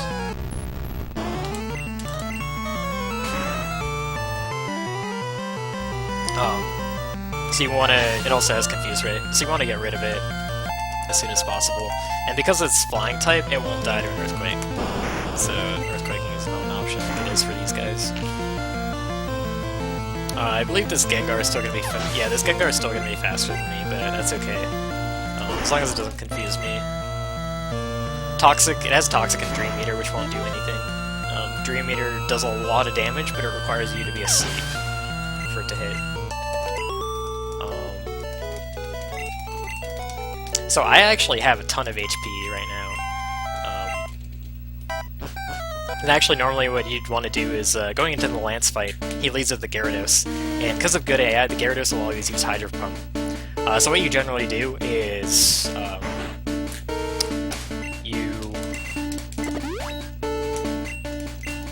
I'm gonna save just because Hydro Pump critical will kill me and there's nothing I can do about it if it happens.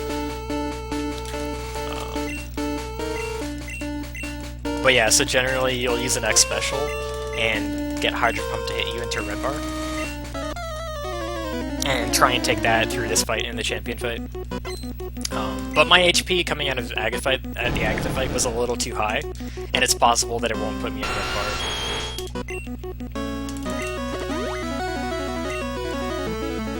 Or I could just complete the miss. I'll just take the miss. I'm not going to try and manipulate Red Bar here because I have a little bit too much HP for it. So we're just going to go to the rest of the game in a very safe manner. There's like probably a 1 in 3 chance to die on the champion fight if you try and bring Red Bar into it. Oops.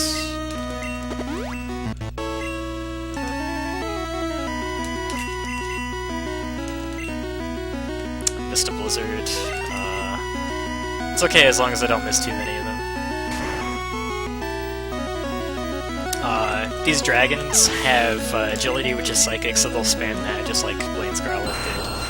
Aerodactyl, all of its moves are dangerous though, so I don't want to risk missing Blizzard, so luckily you can kill it with a Thunderbolt, since it's not a dragon, and therefore not resistant to Thunder. Oh my god, dude. Please hit. Good lord, I missed a lot of Blizzards. It's actually okay though.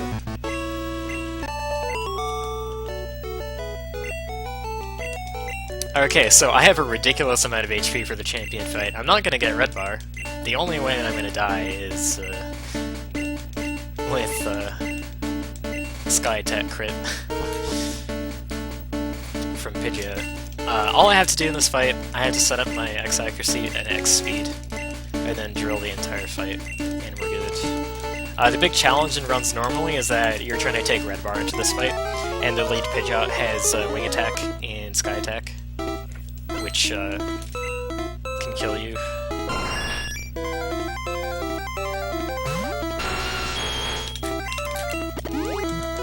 What's he gonna do? He's gonna Sky Attack. So, the only way I'm gonna die is if this criticals. Which hopefully doesn't do that. It did that to me in practice. Okay, we're good now. GG.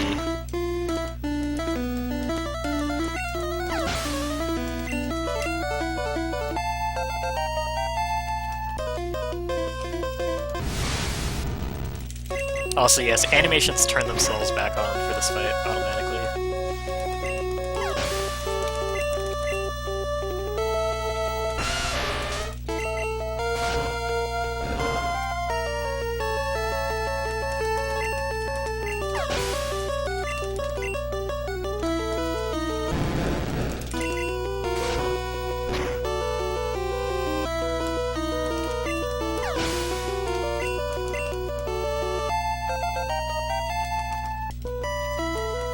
So time for this actually ends after the Hall of Fame. After the screen where the in-game time is displayed, after that screen fades to white. That's when time ends. This game switched to real time within the last year. because they used to use in-game time only. And so the endpoint for timing just makes sure that the old runs that used in-game time, when they were retimed for real time, they're not getting punished. The thing they're not getting punished for is to save in-game time, because it appears at the end of the Hall of Fame, we'd actually deposit our Pokemon into the PC, except for the flyer. And it saves about like 8 seconds or so for each one you deposit. But since I only had 3 Pokemon, since I traded Spearow for Farfetch'd, normally you have 4. Since I only had 3, I didn't deposit, since depositing only 1 is not worth the time.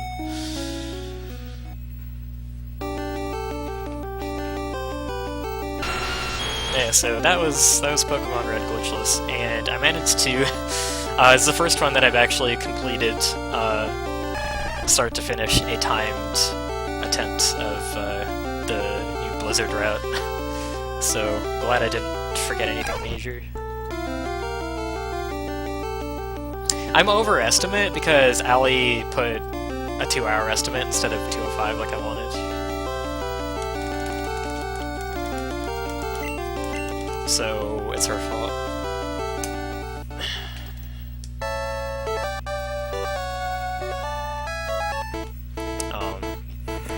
Yeah, so my PB in this is a low 153 actually, but a lot of stuff can go wrong. A lot of stuff that may or may not actually be the player's fault.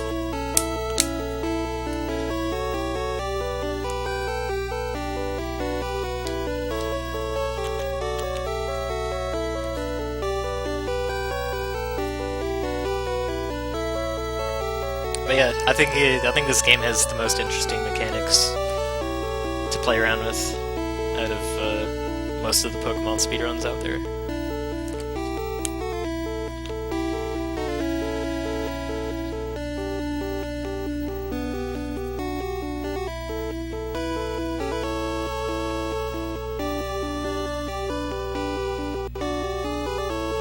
So who's up after this? I never have the thing pulled up.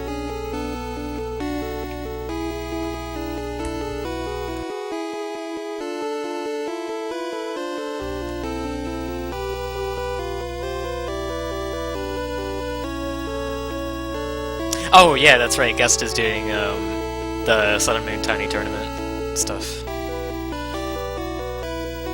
Alright, yeah, let's cut now, I guess. Thanks for watching.